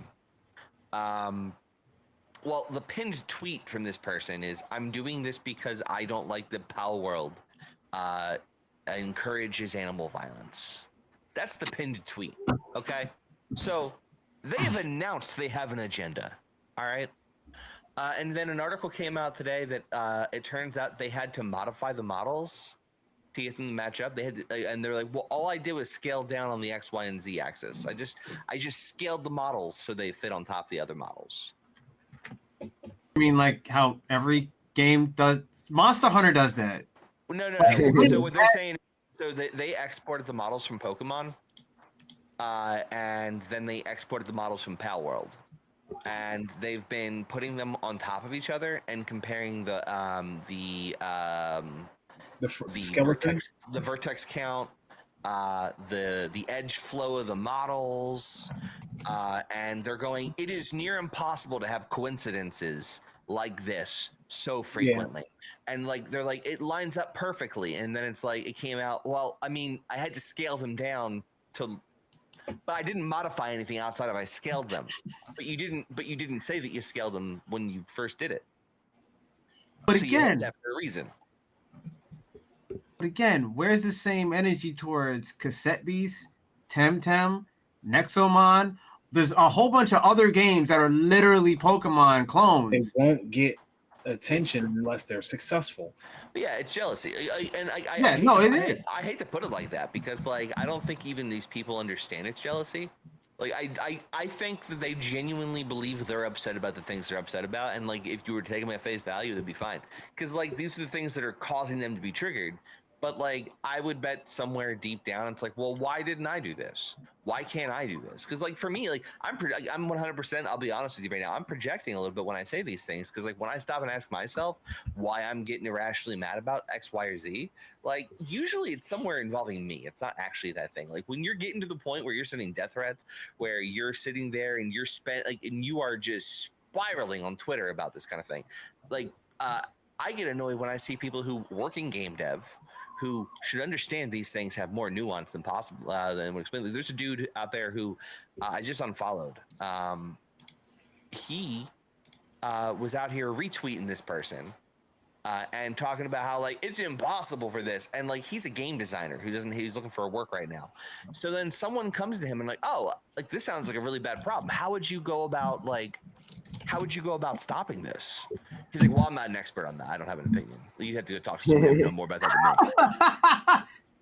You have a strong enough opinion about this, and you have a strong enough opinion, like they definitely did this, and you are sitting there showing your like you are just standing up, unbuckling the pants, fucking unzipping, pulling your ass out, and just showing to the fucking world, whole hog, just out in the fucking wild. Yeah, and you fucking. Someone comes and asks you your opinion. Like, I'm not an expert on that. Sir, now you want to plead the fifth. Sir, you are a game developer with experience. Use your platform fucking wisely. I don't say shit about anything unless I'm certain. And when I do, I'm like, hey, listen, I'm a moron. This is just how I feel about things. I don't actually know anything. This is just what I'm guessing. Like, if you ever catch me talking about something and I sound confident as hell, ask me. Double check me, because odds are, if I'm talking out my ass, I'm gonna own it. Because like sometimes I get on these excited freaking tangents and all that stuff. A lot of these people don't do that. Like they just fucking pull the ass out, fucking show it to the world, and then don't think twice. Yeah, it blows my goddamn mind. People, the game's fun. People are having fun. Shut the fuck up. Let them enjoy themselves. This world is a fucking hellhole right now. If people are having fun playing Palworld, who fucking cares? Let them enjoy their escapism. They don't want to play any of the things that are out there right now. If they did, they'd be playing them. So, I don't know what you want me to tell you. Oh, for me, it's my arc replacement. Like, I'm having fun with my friends. I'm enjoying. Go give Arc shit for fucking like. Go Arc give 2 Arc. is never coming out. Why is it that like I haven't seen Arc get more shit for being in early access and having expansion packs and DLCs and fucking like re-releasing the game? I know they're not in early access anymore, but like I don't think they're in early access anymore. No, they're not. Yeah, but like they were in early access doing all this stuff. They have a whole ass new game out. Their game still plays like shit.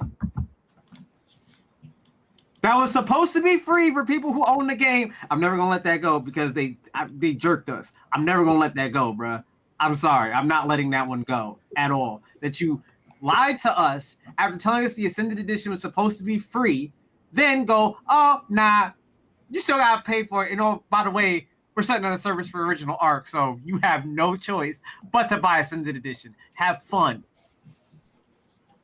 Yeah, where was the backlash towards that? Disgusting. That was way worse. Nothing. Crickets. Silence. No one said shit. I said something. Now. I made a video on it. Jesus Christ. Said, Quoya. I'm sorry if I'm butchering your name. I apologize. But she said, Palworld is making me grow a beard, and I'm a damn female. I kind of want to know where you're coming from with Palworld is making you grow a beard. I kind of want to see what you're getting at on that. Hey, listen. My guess is they're playing the game obsessively and not taking care of maintenance. That is Palworld. It is. I'm about to boot that up after we're done here. Like I said, it's sitting up on my screen right now. So I'm having a blast with it. Do you stream? Yeah, I do. Have you been streaming it? No, I have not. But Mr. Hustle over here has been streaming it like every day, even on weekends when he does not stream. That's how good this game is. So you got a little guild together, you know. Maybe you guys could work together and get a little Palworld stream going on. You know what I'm saying? I'll take y'all word for it and live vicariously through y'all because I ain't. It's not type. I mean, you just play it on the Game Pass version. It's still fun solo. I was about to say that. My biggest reason that I got it is because it was on Game Pass, and if it's free, it's for me. So that's what I did. I'm enjoying it solo. It combines two of my like least played or liked genres. So. What two? Because it has one of mine. Well, I'm not big into survival. The only one that kind of grabbed. The only one that kind of grabbed me was Valheim. That was the only one that actually put some time. But what's the other thing that you don't like? The other one? Fuck Pokemon. Oh my God. I felt that in my soul. As I said to Travel the other day, I was like, I've been the conductor of the Fuck Pokemon Express since 2012. Whenever the hell X and Y came out, and that was when I couldn't do it no more. Man, fuck Pokemon. Ande, if you get it on Steam, we have a whole group here in Discord that you can join in. They do already have a dedicated server with that can hold up to 32 people, and you'll have folks to join up with without a problem. Like I said, I play it on Game Pass, and so that means that I'm restricted to 4 players. But I'm also not playing it super heavy or super hard. But again, you're more than welcome. Everyone here is more than inviting. So just because it's not me doesn't necessarily mean that it's not going to work out. Because all of these people will be more than appreciative to have you play with them. Trust me. As John goes, I will pick it up eventually. I'm the frugal boy of the group who will not get it yet. Frugal? No, I'm still kind of frugal. Plus, all my funds are probably going towards One Piece cards right now. So for me, it's just that I have so many games I am focusing on at the moment. I have very little time. Like I'm gonna be in bed in the next 3 or 4 hours here after the show's over. And, so not to go back to an old topic, but when we were talking about the whole digital and everything, as an adult, I completely appreciate the fact that I don't have to leave my household to buy a game. That is true. That it is so the time that it takes to drive to a store, drive back, drive to the store, wait in line, buy the game, drive back, come here, install it, wait for the. I could just midnight releases. So midnight releases were great. That's something that kids today will just That is true. The Grand Theft Auto is amazing. I'm gonna go into my salesman mode here for a second.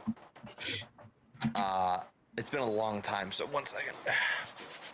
So the thing that the thing that attracted me to Xbox and the thing that started pushing me to digital, okay,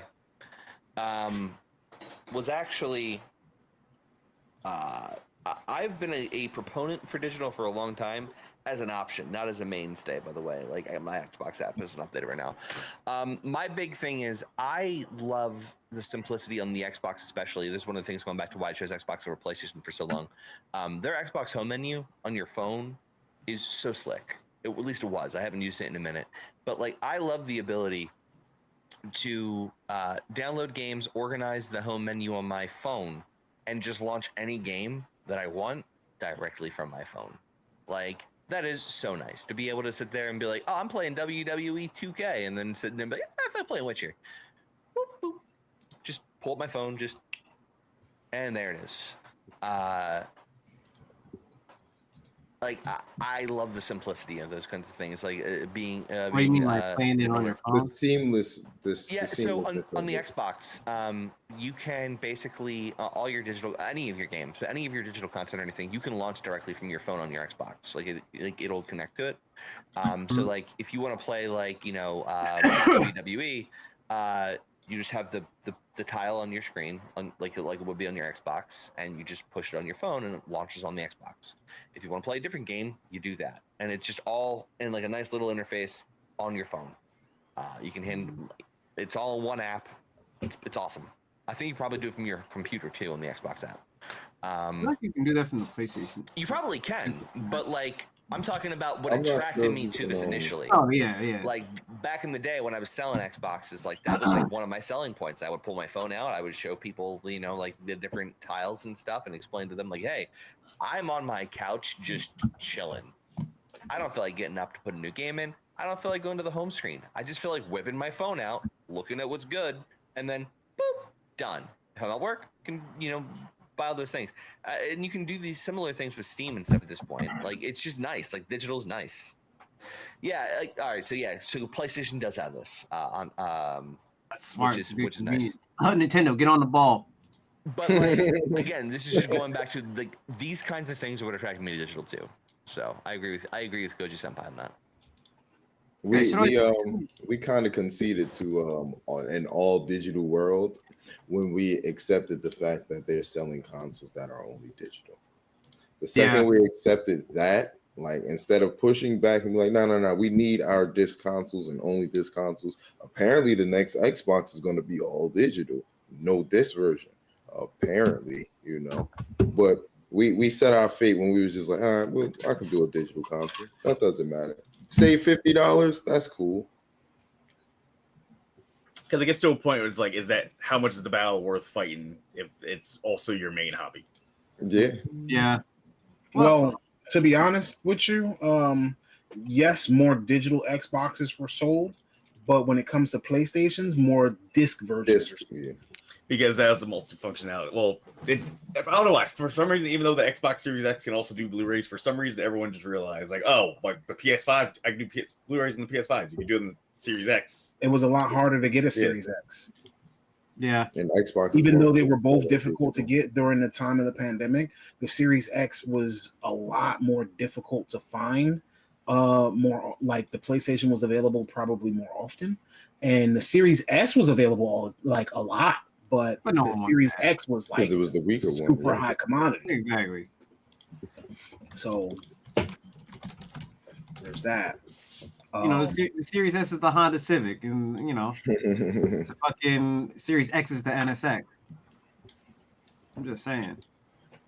So what do you think is going to take Palworld off of its throne? I mean, look, Tekken drops tomorrow, so Tekken's not going to do it. I mean, I love Tekken. It's not going to do that. A fighting game is not going to take away the attention from Palworld. I don't care how much not going to take it because the fighting game crowd is the fighting game crowd. So and that's always been niche. I think the only game recently that might take it off just because like it's getting a lot of people are looking forward to it, and also to change it up. Like I'm just trying to think of that same vein, that multiplayer. So I'm like Helldivers 2, maybe. I like the first one. I like how it switched to third person shooter, but maybe the new one looks way better than the first one. But no one played the first one like that. So unless it like really takes off, like it's like a 9.5, 10, you gotta get this game. I don't see that. But I can't even see that because there's people playing Palworld who don't normally play games like that, or even games in general. They're playing Palworld. Leave me alone. Well, the other thing is like there's not a lot of the thing is there's not a lot of I don't think there's a lot of multiplayer games scheduled this year, like that can kind of fit that hole that Palworld has. So do you think Palworld is Shrouded just came out because it's multiplayer? Shrouded literally just came out today, and that's a survival game. Survival, like almost MMO type of Enshrouded. Yeah. It's a survival. It's a survival style. That's an early access too. I guess for clarification, what do you mean like take power? Like how do you say it again? Take Palworld's spot or take it off its throne? Take it off its throne. Basically, pull it back down because its concurrent player base is still climbing. I feel like the reason that is, and the reason it's going to stay where it's at, is because it's filling a niche that people underestimate the Pokemon fan base just a smidge. Right? This is literally the game of all time in the world. This is literally the game that Pokemon fans have been asking for 10, 15 years now? From Nintendo, but Nintendo, open world, multiplayer, like Pokemon roaming, being able to catch, like this is what people have been asking for from the Pokemon. Scarlet and Violet. Yeah. Except Arceus, except fully open world. Arceus had zones instead of being fully open world.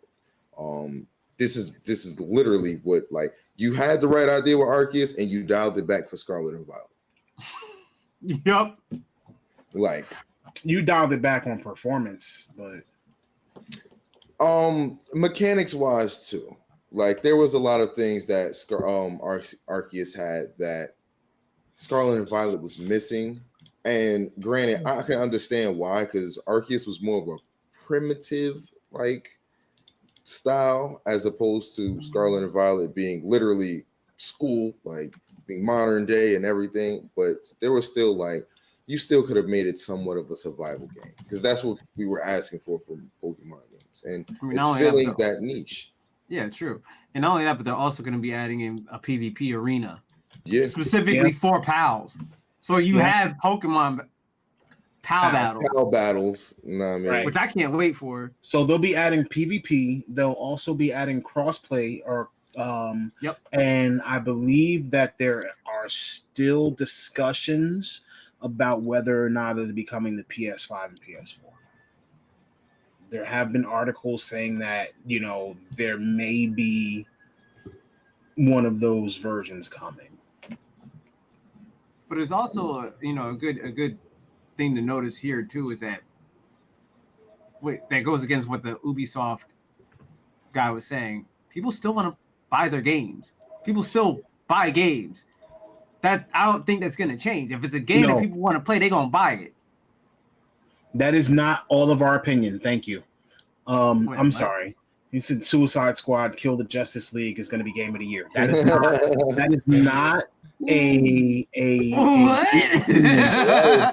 that is not a group opinion of Starbucks. Even if it's all of their opinions, it is not mine. Hey, one of us is taking the L for that one. Look at Tom.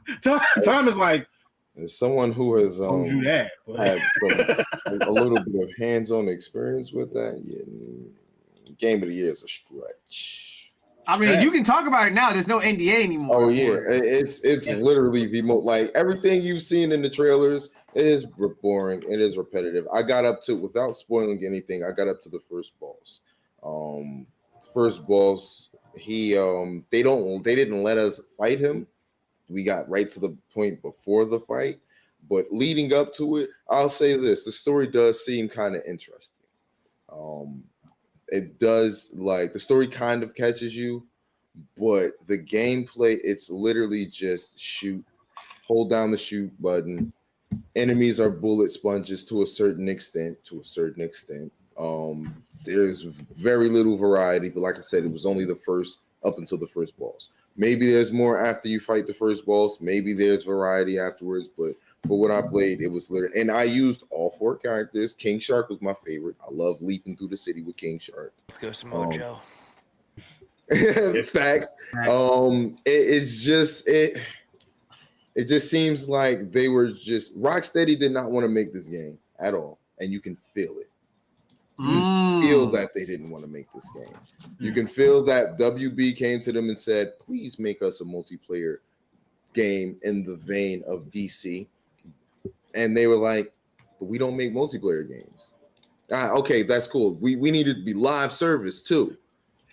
But we don't do live service games. Great. Now I'm saying use the Suicide Squad as a background. They wanted to make with that game, you could tell they wanted to make a Superman game. They really wanted to make a Superman game. It was based in Metropolis, and they were just like, no. We need a multiplayer. I heard that was the rumor for the longest time too. The Superman game. I remember the rumor before that was Rocksteady was supposed to make a 4-player Ninja Turtles game. Remember that? Yeah, for a couple years ago. Which I would have loved. That's what everyone would have preferred.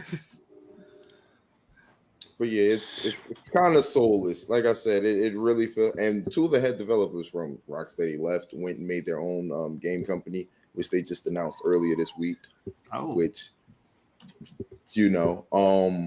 so maybe that's a part of it. But like I said, I only got up to the first boss, and it felt kind of soulless. The story in itself, like that they were trying to tell, it does seem interesting. The gameplay was soulless. The thing that gets me though is that, like, for everyone who's played Arkham Knight and how that ends, it's like, so we just completely made that ending useless. Just ignore that. There's no point to that ending now. Because allegedly this is a part of the Arkham universe. Allegedly, this is a part of the Arkham universe. It is. It takes place after Arkham Knight. Why is Batman that ended back? Time. You had something that you wanted to say. First, I just wanted to say I will respect the king of television, my AEW world champion. And I will only play as King Shark if I ever played this game.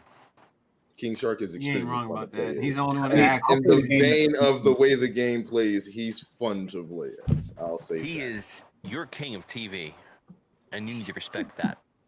They brought back the Joker. Outside of what? Anyway, yeah, you didn't see that. Anyway. You spoiling stuff, bro? So, It's not a spoiler. You know what? I think it qualifies as game of the year if you can't stop talking about how disappointed you were. Anthem game of the year all years. Anthem was definitely a game of the year. Anthem has been talked about a lot in the past, even 2 I years. wish they didn't give up on it. We can't shut the fuck up about it. Anyway. Because it was supposed to be good, goddammit.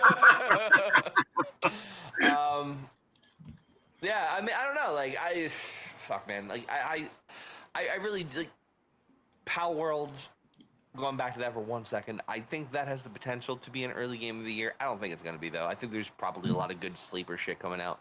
I think ultimately Palworld's going to be a great time killer for a little bit. It'll be forgotten in about, it's going to be the Fall Guys of 2024. Right. I can see it. It's gonna die off in like it's gonna die off in like let's be. I don't think it's gonna die off, but numbers are gonna. No, I mean it's gonna teeter. Yeah, it's not gonna die off, but like it's not gonna continue to have 8 million concurrent users. Like it's not gonna have that. Like it's gonna have a couple 100,000 to 1 million or two. It's gonna it's gonna be very successful. Consistent. Yeah, If it's the going to be consistent. Then yeah. And then every time they drop a new update, it's going to get popular again for a little bit. It'll pop off on sales for a little bit. But like, it doesn't mean anything bad about it. It's just like, that's just what survival games do. Like, that's what MMOs do. That's what anything that's a live service game does. That's what games, yeah, that's what games do. They pop off for a little bit. They're the buzz, and then something new comes out, and then people go play other stuff for a little bit. It's not a bad thing. It's a good thing. I was gonna say, honestly, if Palworld goes longer than a week, it's impressive. Yeah. I was gonna say it popped off the way that Minecraft did, in the same vein of like it hit this niche, because Minecraft is Legos. It is. It's Legos, right?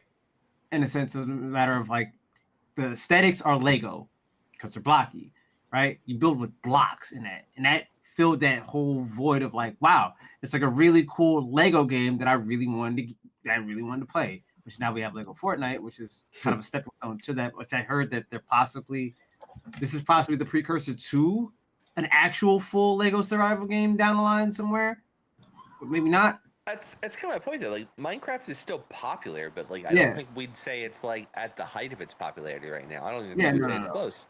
And while it did take a while for that to happen, like Minecraft has ebbs and flows. Like you know. Like Minecraft popped off in popularity again around the time that I was leaving, like with the village update. You know, like that whole rework of the overworld and stuff like that brought some popularity back. It's gonna pop off again at some point. I think Palworld has the potential to kind of be like that. Like I think Palworld has the potential to be a game that is consistently busy, has a great content creation community. Probably will probably have a very dedicated fan base. But like I think it's miles away from being game of the year. I think it's just too early and there's too many good things coming out this year. I can't see it being game of the year. Definitely possibly winning multiplayer game. It probably will win multiplayer game of the year. Yeah, because I can't really think of too many good multiplayer games off the top of my head. Ongoing game. Ongoing and multiplayer. No, we're coming for on. Nah. I'm sorry. I'm gonna call it now. Again, biases here. But World of Warcraft, we coming for that this year. You guys are coming. I don't think that's literally ever been nominated for ongoing game. It hasn't been. We're coming for it this year. Okay. It's so weird that it's never been there, but like 14 has. Yeah, no, we're coming for it. I'm telling you, Season of Discovery's been too good. And Phase 2's rolling out soon. I think. I'm not sure about that. I think I saw something about that online somewhere. Hold on. Let's not forget. Final Light is dropping this year. I don't care. Destiny. Hey, it's go hard or go home. I don't want to hear that. Getting their shit together. You're so funny. I love it. Go hard or go home for Destiny this year. Who doesn't want to hear that?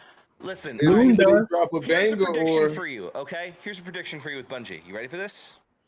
Here's my prediction. Final Light will have a solid campaign. It'll have some great memorable moments. Okay? It's going to have the same problem every Destiny expansion has. And that after about a week or two of being out, you're not going to give a shit. That content drop off. The grind is not going to be there for you. You're going to be just as disappointed. as you have been in the past. And not because I want that to be the case, but because I just don't personally see them going away from their design philosophies that have Carried been a them problem for 10 for the years. last 10 years. And then Almost, a month it later, feels we're like. going to be getting reports that Bungie Oh, has nice. fully been absorbed and swallowed by PlayStation. And I think that'll be an improvement. Swallowed. I was gonna say that too. Like, I'm sorry, I don't trust Bungie leadership. Bungie leadership is ass. The developers there, some of the best developers I freaking know. They are some of the coolest people. They give a shit. They have a lot of great ideas. There's a lot of cool stuff that goes on there. Something about the leadership there is a failure. I'm sorry. It's just what it is. Like, I get so mad about this because I want to love Bungie. I get so mad about this because I want to love Destiny. I think the lore in Destiny is some of the coolest lore in any freaking video game. Like, I think they have some of the best writing. They have some of the best concepts. But, like, holy hell, they can't get out of their way. They can't get me interested in their game. Which is a shame because they have some of the dopest armor and weapons I've ever seen in fucking gaming, period. Destiny Like, peaked at Rise of Iron, unpopular opinion. that art team is phenomenal. Yeah. So, do we guys have any final thoughts? Because we are pushing a little over our time. So, do we have any final thoughts? I mean, I know that this conversation right here, we're going to come back to this, especially when Destiny final thought, the final whatever comes out. Final thought. Final chance. My hope with Last Light is that it is the best freaking Bungie Destiny experience anyone's ever had. I hope to God that there is like amazing loot rewards. I hope the PvP is on point. Goji sent by after the stream and said, well, we could talk a little bit about some of this. But like, I don't have hopes. I just don't. And I don't like feeling that way because I know the people there can do it. I know they have the ability to deliver. I just don't know if they have the vision or the leadership to get it done. I agree with you. Makes sense. Fully agree with you.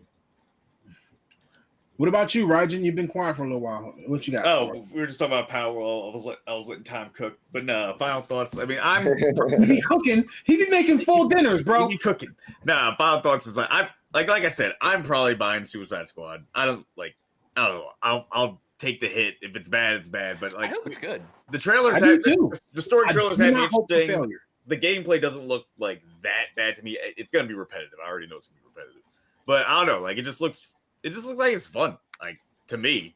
I mean, I might be in the minority on that, but I still think it looks fun. But the game is either going to be great or a meme. That's not true. That's not true at all. Like, here's the reality.